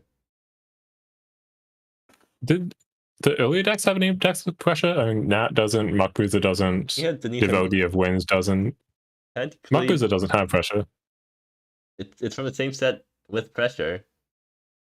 If Muck Bruiser has pressure, then Inishtu has pressure. But Well, it cannot have pressure because it is not like just a single condition, it's a bunch of different conditions and they have 7, 8 and so on cards. Yeah. So it cannot really have pressure. Anyways, I'm gonna give this 2 chili peppers. What about you guys? It's a pretty interesting deck. Yeah. I do kind of want to see. Neon is not here anymore. Oh, Neon's leaving. I think we spent, or it's too late, so they've left. They're tired. Wiz, you're taking over now for their spice rankings. I don't even have the spreadsheet. Okay, right, good point. Can I give it me somewhere? It's, let me get the link. Anyways, Neon, yes, thanks for joining us for Yep. the Dipped immediately after we covered From the deck Ashni. list. Ashni said that Ambush answers Minister and the Burnt Creatures. Which, is there more than one Minister deck this GP? I'd be surprised if there was. I don't think there is any Minister in this GP. Well, no, This is There like is Wiki only. well, Ambush does beat, like, does kill Oh, half the right, creatures right. in 8 sack. Rick is playing it. Yeah, but I feel like in general you'd be better off with like rift splicing. Yeah. Yeah. Since at least it's not like completely dead versus like you can at least like try and stop like gain 2 life or something off an Yeah. attack, or like get an ETB trigger off a cane dance or something. Well, you cannot really get anything from Cane Dancer. Cursory glance. Oh, right, you have some. It's something. You have enough mill that you can probably find it. Yeah, I guess you're right. Anyways, Also, like- but do they have Kirster like counters and discard? Is kind of weird. what's Yeah, a little bit. what's your rating? And we can move on to the next deck. I think this is a 3, and like the 3 chili peppers thing. Okay. Just copy Yeah, paste. also, with splicing can copy and ruin Delver ETB, which is Yeah, I pretty thought valuable that. at times. Yeah. Well, anyways, so moving on, we have PK choose PK's Garbage Collector, which is the not enough collector deck. Yeah, so this is Kaelin. Box, Kaelin, Dawnhill, Trophy, Globe. I think we've seen a lot of these cards together, but it also has Valinor Collective. Why does the deck not have Rod of Marlborough? I guess there's not enough Oh, room. it doesn't? Wait, it doesn't? Yeah, it's putting 3 Hold on. Deathbit trophies. Oh, it has on the sideboard. Oh, what? Oh, okay. Yeah, it does. It's running 4 Chain of Subduals in the sideboard. Because, you know, Oh, well, they've yeah. been traumatized in League. There's like only one. Wait, and they're running sack. 2 Tiny Hero Toddies. Well, they've really been traumatized. I mean, Toddy's just a great card. Yeah, Yeah. Like, that too. um, And 2 Sealed Riftways. Wow, they're going the full mile. they really don't actually have anything to fetch off Toddy's -4 besides Dawnhill Voidmaster, which is, It's fine. It's a I mean, one it's double fine. You play striker. Dotted for the bottom one anyway. yeah. I guess Kaelin can bounce Dawnhill, Right. which is interesting. Also, 4 Kaelin seems, Yeah, a bit overkill. Yeah. Like, I feel like if you want 4, you may want, like, copies 3 and 4 on the sideboard. Or something. Yeah. I mean, my deck has 5 copies, but at least I don't legend drill myself. We'll see when we get to your list. Or color Kalen, is that what we're calling the deck? Yeah, it's just like Kalen Dazzle deck. Wait, I'm gonna give it fortunately Peppers because I like Kalen decks. Yeah, I really like Villainyless Collector. I think gives you a good tool, good like pressure tool that these decks don't normally have access to. Besides like Dawson, and Dawson's not the best pressure tool. So yeah. Wizzerinus, rate the decks. I mean, copy paste. Can I get the access? Can I get the access to the spreadsheet? Like, I already gave it to you. I sent it to you in Discord. In competitive magic. 1 second. Yeah, I should probably just DM it to you. Okay. Okay, I found it. Okay, good. I mean, I think it's also like a 3, because, like, I guess Velvet Collector is kind of cool. Yeah. I really like that. So, moving on, we have Purplemusaki's Esper Control. Which is exactly what Ambrose is 3 Aegis. Oh yeah, we already mentioned 23. 4 mana, 5/5 to draw the card of return. Kind of cool. Do we need to talk any more about the deck, or do we just copy paste? It's an artifact it's an artifact and a creature for Press of the Week, and be fetched off Unrelenting. Oh yeah, let's go. Yeah, that's kind of cool. Is the sideboard any different? Equilibrium Paladin? What the hell is that card? Oh yeah, you recognize an Equilibrium Paladin right before we get to 8 sack. What you're also running Find Nothing and Tenuous Existence. Oh yeah. And Resounding Relief. I mean, I think those cards are actually like good in a variety of different matchups. I mean, like Tenuous Existence. Yeah, it's just Tenuous has a ton of different targets here. You have Mabel as Tenuous Existence fodder. Equilibrium Paladin. I don't actually know what this card does besides be good versus 8 sack. That's probably one of the decks is good against. It's funny with Unrelenting actually, because it turns all the creatures into 1/1s and you're Unrelenting EOT. Yeah. Yeah. It also turns off your own cane dances, so I don't know. Anyways, moving on. Your deck. Yeah. Wow. Look at how much. I'm still scrolling. There we go. So did you not put the dragon in? Which like dragon? The one from Was it Dragon? Yeah, no, I cut it. It's not good enough. Really? Infected Egos is just better. But okay, Ethan's deck. I mean, I'm not sure if it's just better because I guess it's a lifelinker. Yeah, and also like it's better if you just lurk it out. And if you beckon it without giving it haste. Oh yeah, that's true. Anyways, Perpetuous Rattler in your how many color deck? It's not castable as what explanation I got. Infected Ego isn't I know either. that you're like supposed to lurk into it, but just funny. Anyways, Purple, do you want to explain what the deck does for people who who haven't seen this deck before? Okay, so you play like you play a whole bunch of tutors, right? So you have Conjure Realities, Back in the Pack, What Lurks Beyond, Selective Breeding. I can't even select Tristan Lastwork, Ancestral Council, Minister of Madness, and then on top of that you have basically like get more like Keone and Pencil Songwriter. Basically to have infinite tutors. And the tutors chain together through some unholy dark magic. It's Yu-Gi-Oh! It's Yu-Gi-Oh! Dark magic. often using like Fire True Seeker as a way to flash something back. Keone is similar. Ophidian Oracle gets another spellcast, so you have one in hand. Pencil Songwriter does similar if you're chaining into Pencil Songwriter. Pronouncer Preserves, if you beckon into it, gets you 2 more mana, which is enough to cast another like What Lurks or whatnot. And you also get a whole bunch of Antelopes if you do that. And then eventually you also get Speak the Iris, which also gets another spellcast from hand and also gives stuff haste. And basically chain stuff together until you get a good board state. And also depending have a 2-mana draw 5. Oh yeah, do you want to yeah, tell them? it also has Dream Sight, Yeah, which sometimes I forget the deck has. but do you also want to tell them why we're running Wavebreaker? Oh yeah, so there's like a 25-30 card sequence where if you go turn 1 Mad Aesthetic, turn 2 Minister Madness, turn 3 land, then you can like deal like 30 damage or something with no other cards. Like you have to know how to actually do it. It's like like strong count by the end of turn is like 30.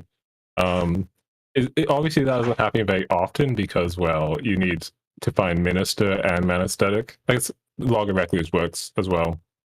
In your Dream Sight deck, in your like opening 8 cards, but it is doable. I mean, but yeah, that's why Wavebreaker is there. you can also do it later because you also have ways to tutor these pieces.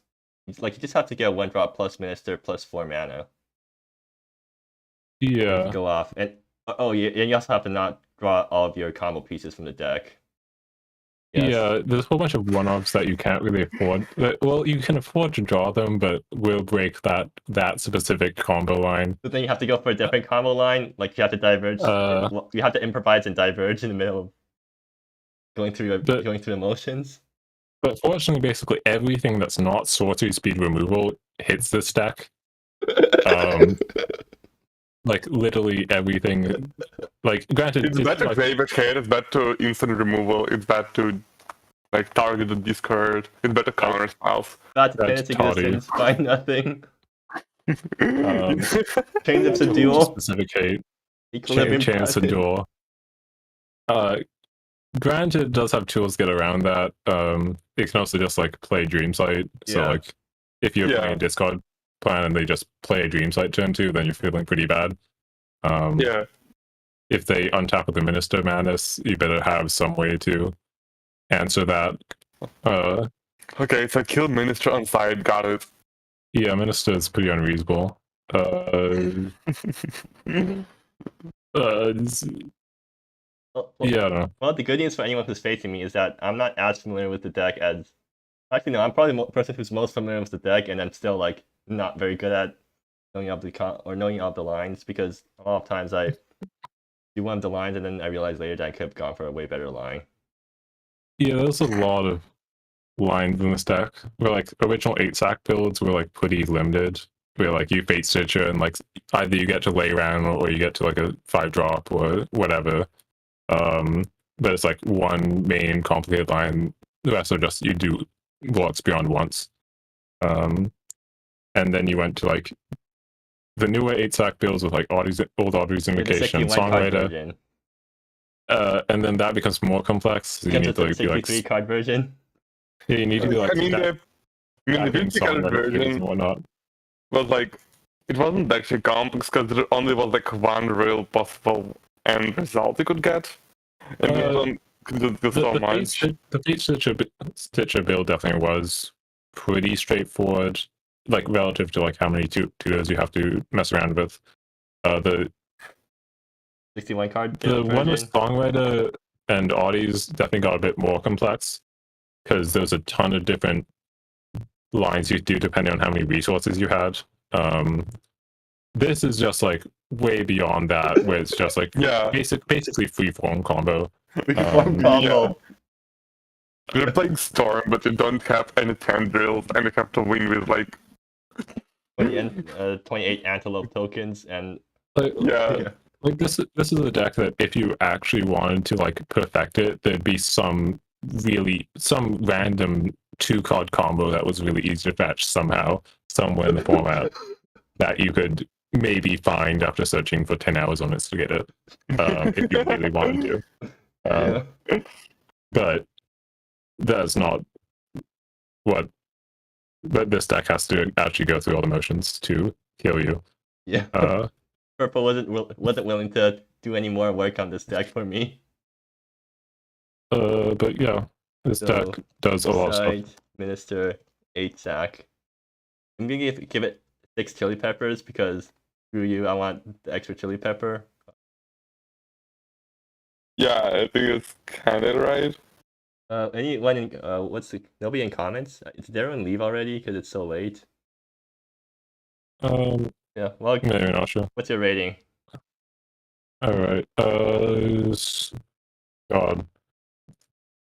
How do I even rate this deck? Okay. How do I rate decks that are really hard to play? How do you think I would do? I guess like. No, this deck is really good though. That's it. If I was just a meme, that somehow. No. If it was just a meme, I wouldn't build it. Part of the reason I built it was because it wasn't a meme, and I knew it wasn't a meme because these cards work together. Oh, purple's evolving to static. Crap. Okay. Yeah. No wonder. Okay. Hopefully, the audio's fixed now. I think I'll give the deck an 8. It's hard. Like the deck mostly just loses to its player. Yeah, it loses itself. Well, not really. Actually, purple. I mean, well, if you have a fast plan that like with some interaction, and the interaction is kind of key here. Like Team at Tempo, I think probably obliterates this deck. To be completely honest. Yeah. You cannot ever beat a cosmic. Like you can beat it, but it's just kind of difficult. Like you can beat it with like if you're on the play and you get like a Dream Sight. Yeah. Or, like Team at Tempo has like a mediocre draw, but like if you're on the draw versus like a pretty solid Team at Tempo draw, I think you just kind of lose. But it does kind of stomp over a lot of matchups that don't have that critical mass of instant speed interaction. Like I remember I played Polyp Equipment, like black-white Polyp Equipment versus this, and I'm just like, okay, well, I have a toddy, and hopefully that's good enough. Yeah, and then somehow I missed lethal, but still won. Or no, I top deck Dream Sight well, and then I Dream Sight well into Minister, and then I missed lethal with that thing because I didn't realize you could fetch Spring Renewal to untap all your lands instantly and go for another round. Yeah, and you just kind of hope that your random answer is good enough if you're kind of in a mid-rangey deck and don't have all this instant speed removal. Yeah. So actually, Purple, what was going through your mind when you realized that this deck was an actual thing and you're gonna have to build it? Oh no. Yeah.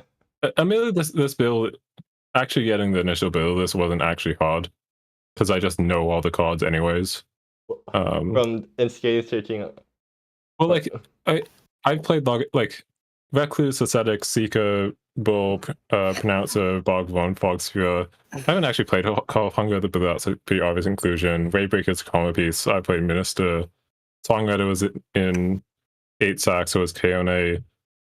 So was Council. I played Masterwork, Sangjin. What cards haven't I played in this list? Speaker, but that was in the Turbo 8 sack build. Yeah. I just like played all these cards, like except for Wavebreaker, I guess. Yeah, like there's a few random combo pieces that I haven't played with, but none of the cards in this deck are crazy. Like they all exist in the format and are known to be playable. Particularly if you've played 8 sack before. Right. A lot of these are stuff that was like cut from various versions of 8 sack or whatnot. Because it didn't have enough room. Yeah, it just wasn't good enough in general. But yeah. So anyways, that's enough time spent on a single deck, so moving on. Is it the same Villainy deck? Asti Like just Villainyless Villainy? Yeah. Well, looks like the same 75.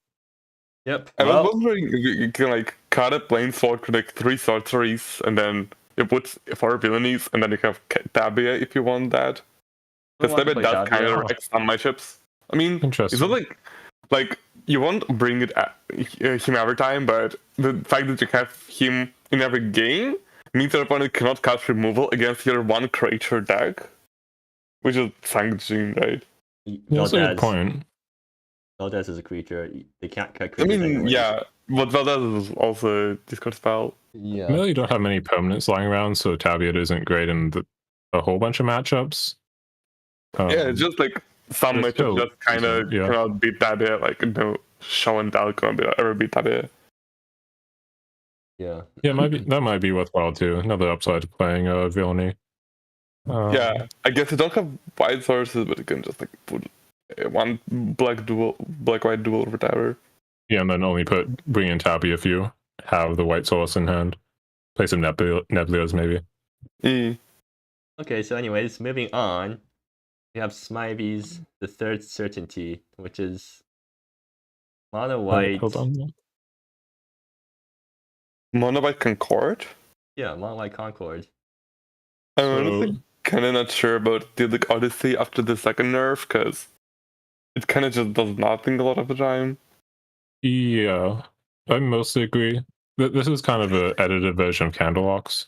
Yeah, Not without the playing candles. Starfield Wargate, even though it's still playing Verdict of the Council. Yeah, so there's a lot of like kind of anti-synergy here, like Verdict being awkward at Odyssey because Odyssey makes blue jellyfish. Is annoying, and then it also doesn't work with the automation, which is annoying. Oh, right. Oh yeah, It just doesn't work with both kind of weird. I honestly, Verdict might still be good. And it does interact well with like all the creatures, Dawnhill Forgemaster and Stock Healer, like the buff, so does Founding Hero. Yeah. You do want removal, you do want enchantment count for Founding Hero. Yeah.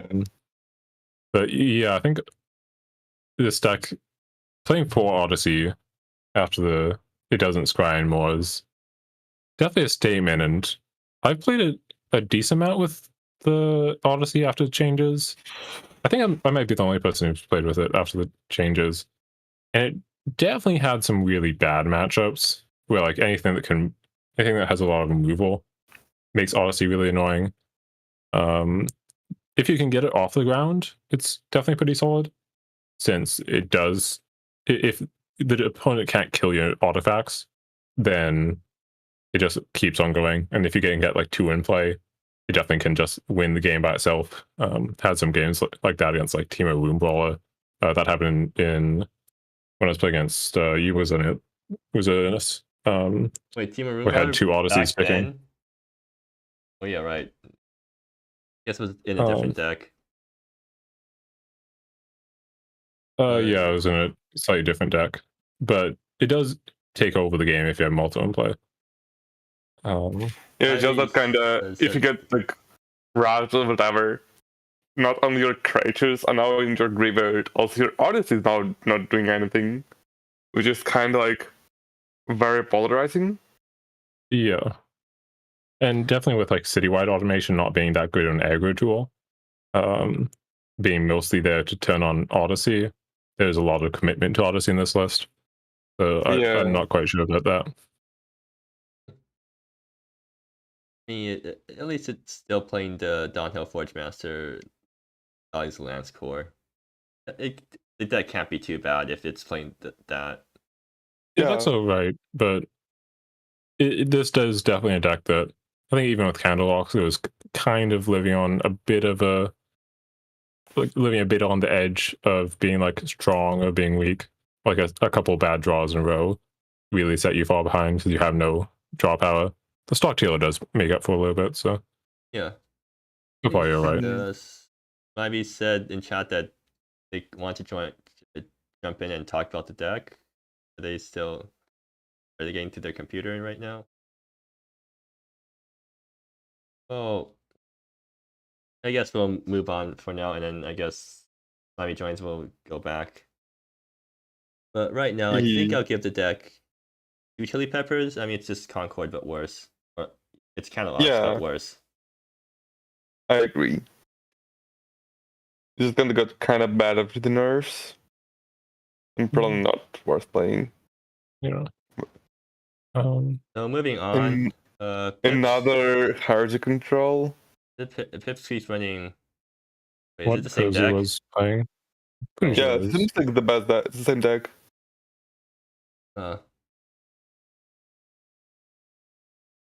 Yeah, I guess. Do we have anything else to say about this deck? I cannot really say anything. Yes, I found it hard to talk about Maze Collection because I'm playing the GP and I have no idea how good it is. I played 0 with amount with God. I'm just imagining that's good. If it's not good? Well, let's hope that that's not the case. Oh, Savi, are you in? Close, maybe. Hello. No, one sec. Wonderful. Okay. Let's go back to your. Were you listening to the stream? Yep, I'm on mobile, so I apologise horribly if things are scuffed and if there's any background noise. No problem. So yeah, what did we say about your deck again? You sounded like you were saying it's bad is the main thing. Oh, Well, not bad, but like I mean it's a worse I version will of previous deck, but Like, Obviously that's did get nerfed. fine. yeah, I am basically brand new to actually playing MSEM, so I didn't know how good Odyssey was beforehand. Is one thing.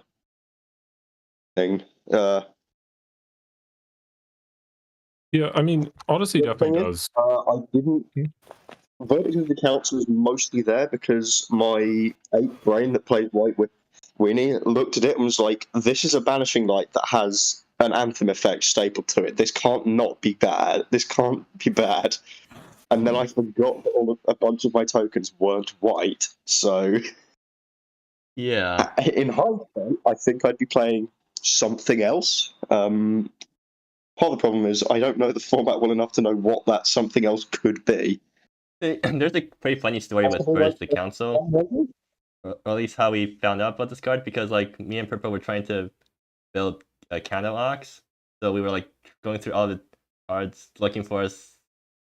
Oh yeah, I wanted specifically an Anthem to buff Starfield Workgate. Yeah. And I ended up on Verdict Council. It ended up being way better than I expected it to be. So like I think it's still pretty reasonable on this list. Just that it's kind of awkward that your token makers don't work with it. Yeah, I'm surprised this card doesn't see any more play than. What about getting bad draws with it? Like, I mean, that's kind of the way with White Witch Uni. It's like you kind of just live and die on your top decks. You draw one card a turn, you're gonna like it. That's just how it is.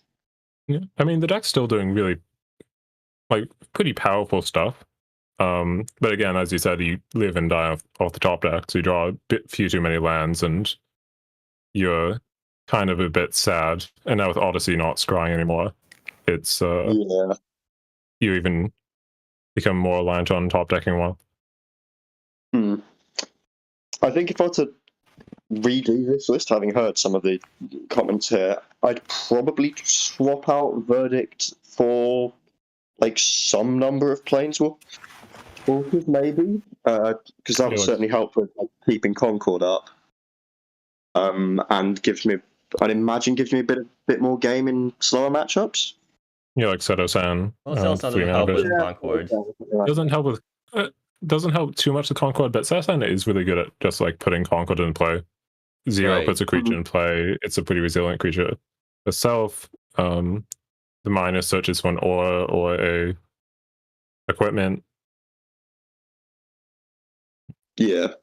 But maybe even you play a couple of verdicts but you don't play 4. Might be the way to go about it. Yeah, I think like 2 to 3 is probably the better number to be on.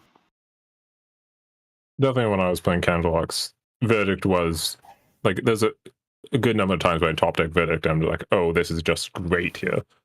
And it didn't even matter that it had the buff. It was just kind of, oh yeah, by the way, it buffs. Yeah. Yeah, I mean, And that was mostly when I first saw it. It's like here is Banishing Light, but it's also a free Anthem.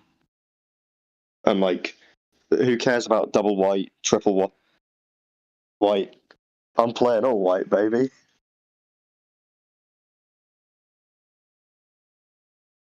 Yep. So, is there anything else that you want to say about the deck? Otherwise, we're moving on to the final deck. Yeah, for the most part, I just ripped Purplemurasaki's list. Time Spiral asked me if I wanted to try the GP, and I was like, yeah, sure, let me just scrape together the most non-thinking list that I can come up with. And I thought, well, what are the 3 certainties? Death, taxes, and someone shows up to the GP playing White Weenie. Hence the name. Yeah. I can definitely believe this deck being better than it looks. Citywide Automation does have that Anthem on the backside. Yeah, So it's not like you don't have an Anthem in the deck for your Odyssey tokens to get the last few points of damage in, but it is just like a temporary one-time thing as opposed to other. Yeah. Also a bit expensive and a sorcery, so few annoyances there. Yeah. Yeah. Thanks for coming on, Smivey. But we're going to be moving on to the final deck. Thank you very much. Thank you for having me. Yeah. So last deck, Wizzerinus' Wind of the Path. I guess Zane's not in this GP. Maybe they're busy. I guess Zane's not playing in this GP. They're usually the one in last, but you're the one in last now. So let's. Oh, I can't. So That's you annoying. have Kaelin, you have Dawnhill Forgemaster, Valors, Box, Dawson. Typical stuff. So one interesting. The card that stands out for me is Scarhide. This is kind of the card that pushed me back to playing it. Like, whenever it attacks, I copy a equipment. So I can copy Deathbit's Trophy or Auto Member. It's kind of like Kaelin, except it costs 2 mana, and it only happens once per turn. And it also grows, and doesn't have Hexproof. Like, there's a bunch of differences, but... Yeah, and also if it's not equipped, you just gotta... Yeah, you gotta equip it. But if you go like turn 1 Forgemaster, both Deathbit's Trophy and the Rod cost 1 to equip, so you can go turn 2 Scarhide, turn 3... Actually, no, you can go turn 2 Scarhide, turn 3 Forgemaster, equipment, and equip, and then you have... And start shredding their hand. Yeah. And also it's a 4/5, which is pretty massive. Yeah. And they have Sedosan to help with that, which makes sense. Make sure that you have equipment in play. Also, going up to 2 Explorer Torch is interesting. Is that just for box? It's mostly because of Scarhide. Like, I cut payups because I was kind of scared of stuff like Reanimator, if you ask me. So that's like why I cut payups for Riftways and some other stuff. I don't know if like it probably is bad because no one playing Reanimator is only 1/8 stack. Yeah. Although it's like a smaller tournament, it's kind of okay. I mean, there is a lot of you don't. Yeah, it's also that you don't really care about what to play because as long as you have equipment that gives you value, it's just good no matter what. Also, Cosmic Sinkhole on the sideboard is interesting. Also, the 2 islands.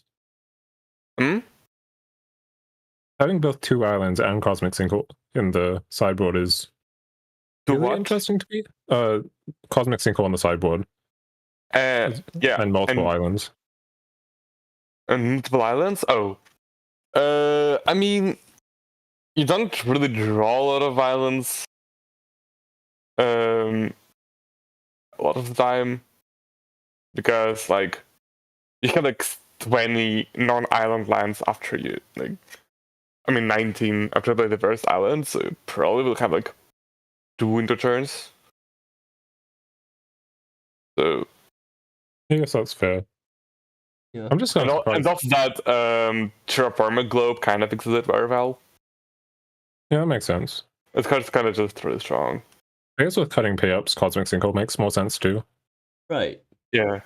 Since you're not as discard focused. This is kind of all over the place because I wanted to update it yesterday and then fell asleep. Oh, okay. So what do you even call this deck? Is it just Forest Color Kaelin again? Yeah. Yeah, Forest Sea Kaelin is the deck that runs a bunch of random 1-ups. Anyways, it's a Kaelin deck, so I'm gonna give it 3 chili peppers. Or what? They give to. You know what? Fine, I'll give it. No, it's not running Villainyless Collector, right?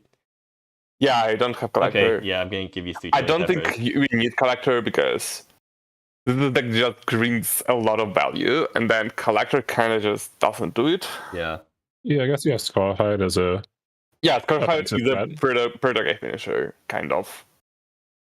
Also, like Kellen herself is also a pretty good finisher because you do like 4 every turn. Yeah, I did kind of like Collector in the style list just because it ends the game faster. Like, So, I don't think you need to end the game faster, although it's definitely like fair. Yeah, I'm thinking that like maybe there's some like random decks that like get to like flashing back EHS or can kind of like top deck well enough to get out of your value loop or Yeah, that's maybe true. go over the Although top. it's not like Attack maybe. you can go over the top of Call Up EHS really easily. So like, I don't really care. Like it's kind of difficult to go over the top of Kellen. Because like draw 2 every turn and clock kind of quickly. Yeah, I mean there is stuff like Monument of Queens, which is pretty scary Yeah, if you give it to that card is a bit scary, I agree. And then We have 1 extra tweet. Oh no. So yeah, what do you rate your deck, Wizzerinus? How dank are you? I mean, it's kind of boring. Like, I don't know, 2 or 3 something. Okay, yeah. yeah, I like this deck a fair bit. I think it was 7.5. I think I gave that to the Gaolo deck too. Is that right? It's 4-color Kalen. Yeah. I mean, it's pretty strong. I won a GP with it, so. Yeah. It definitely very had its strong deck. merit. So anyways, that's all the decks. So yeah, now that we're done with the decks, we can actually discuss our thoughts on what you think is going to happen. I, for one, I'm going to predict that I'm going to lose horribly with 8-sack because I make a mistake in one of the lines and then I can't recover from that mistake. That reminds me that, like, I tried to. Oh, yeah, why I played this deck is because I tried to build a Reflected Moments deck. I mean, Reflected Fail. And then I was like, oh, okay, this goes infinite, and then I lose the game. Right. Oh yeah. Yeah. I actually I was the opponent in that match. And I was just asking you to like play it out because I thought you might have like actually mill out with Arisen Tyrant, and then I forgot that Reflected Veil puts the back in deck. So then like I'll ask you to play it out to see if you like play Battle's Descent. Yeah, you go Arisen Tyrant, you flash back Unrelenting, which goes back into your graveyard, and then you cast Reflected Moments, which gives you an extra turn, which is an infinite combo. And then I was like, oh, what did I cast? What did the card Afterlife Texas do? Because I don't want to cast it when Tyrant is already in play. And then I'll lose, because I didn't have enough extra turns to play Tyrant in attack. I'm kind of stupid. Yeah, But so, yeah, the deck is just kind of too difficult to play. yeah, definitely a lot of any deck with a ton of tutors is pretty hard to play. Yeah. It's like, oh, Yeah. I mean, not to like draw on it too much, but Ricky definitely has a history of like pulling up with a broken deck, and then he makes the one critical error that causes them to be knocked out of the top 8. Yes. That's happened like happened with Creature Vomit, happened with Infuse, happened with Infuse twice, I think actually. Yeah. But that was like both times before Last Passage was banned. I think it happened with Creature Vomit twice too. Yeah. I mean, for me, Creature Vomit round 2, I lost because I got a bunch of mirror matches, and then I got unlucky with my. Yeah. But like Dreamside is gonna, I guess, turn up to 11 when it comes to losing to my own mistakes. Yeah, Dreamside is definitely a very powerful card to make up for any kind of minor errors, just because 2-mana draw 5 is definitely going to get you out of kind of any value game. Yeah. There's also a lot of decks this GP that just like are mid-range decks with infinite value. It's like you have the 4-color Kalen decks, you also have the blue-red Plaxolotl decks. Creativity does something similar. Angel Pools does that as well. The pressure decks kind of do as well, though may not in value sense. Just that the threats get huge over a long game. I mean, the Devoteal Winds does get a lot of value pretty quickly. So yeah. Then you have like a whole bunch of control decks, which Like, Familiar, what, like 3 or 4 control decks? yeah, 2 different versions for people. Sultai like- control definitely goes over the top in the long game. Esper control less so, but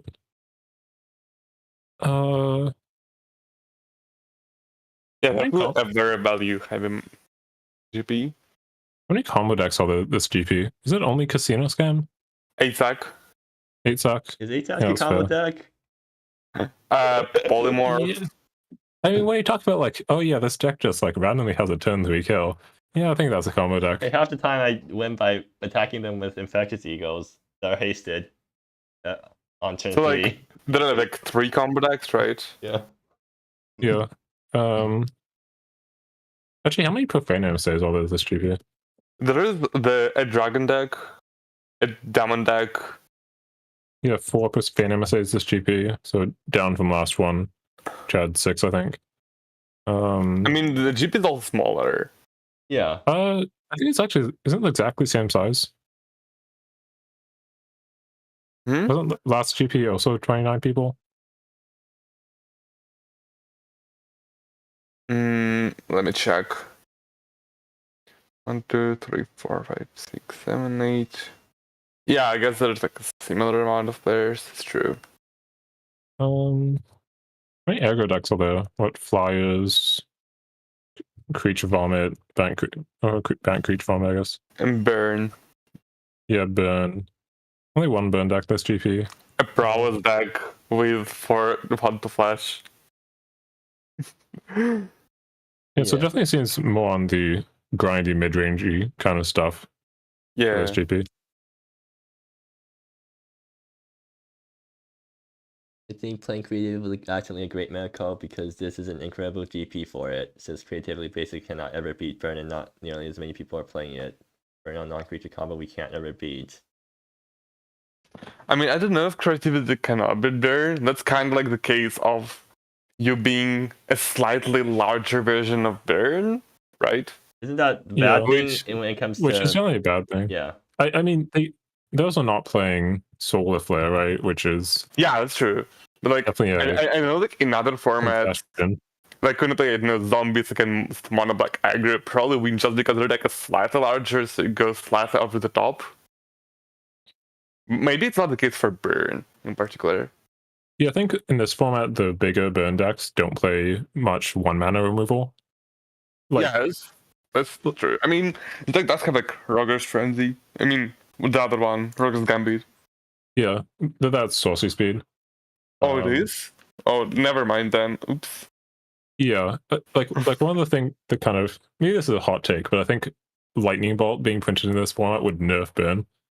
Just because Fire other Rage decks already have like better counterplay, Yeah, and because burn already has enough spikes already. Yeah, because burn goes turn 1 cult, and then there's all these decks playing Lightning Bolt, and they go Lightning Bolt. Yeah, like I guess Fire Rage already exists. like what would we do? We'd like swap Unjust Sentence or Bad Yeah. Charm for Bolt, and it's like an upgrade, but it's like not groundbreaking. Yeah, and the thing is that, like, yeah, there is options. I mean, Fire Erasure exists, Void Flare exists.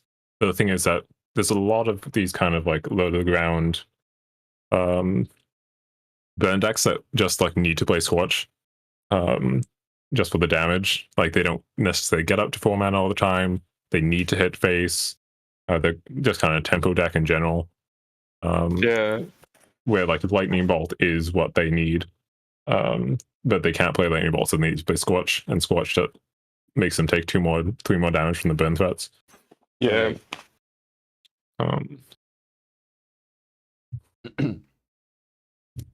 Well, we're coming up pretty close to... Well, we're already over 2 hours, so... Anyways. So, favorite decks from the GP?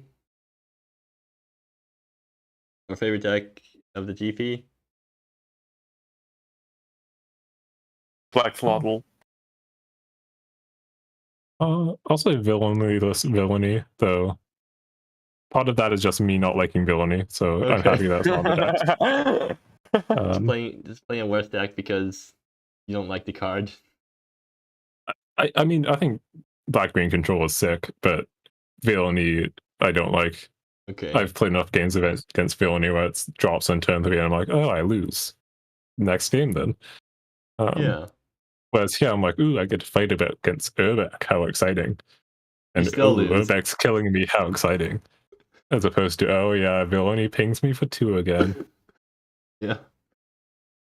For me, it's attack, but I feel like it's gonna be it'd be rude for me to choose my own deck, so I'm gonna choose Angel Pools because I really like Angel Pools as a deck and as a concept, just in general. Just because, like, enough cards in this format exist for Angel Pools to be a deck. I'm actually pretty excited to see Fallen Celestial beating people down. Yeah. Because it's just like the antithesis of like what feels like should be playable in like modern parallel formats, 5 mana, big stat stick. But I feel like it's actually good. Yeah. And otherwise, do we have anything else to say, or should we just call it here? Oh yeah, people agreeing with me in chat about villainy. 100% my feelings about it, yes. Yeah. But anyways, so yeah, I guess we'll end the stream now. Thank you for coming, and thank you for coming to the decklist stream. This is the first decklist stream we've done so far where it was directly after the decklists were posted and as Purplemurasaki. So Also, maybe a bit of a specific condition, but sure. That's like what? That's 2 of the conditions that make decklist streams good, right? Yeah. Oh, I'm flattering me so much. Yeah. I mean, I guess last decklist stream when you weren't present, we were joking around a lot more and just saying random stuff and trying to figure out what the decks do. And then I guess reading your notes afterwards and then trying to figure out a ranking for the deck. I mean, from what I remember, last decklist stream is pretty solid. I mean, yeah, it was pretty fun. Neon was really good at commentating. But yeah.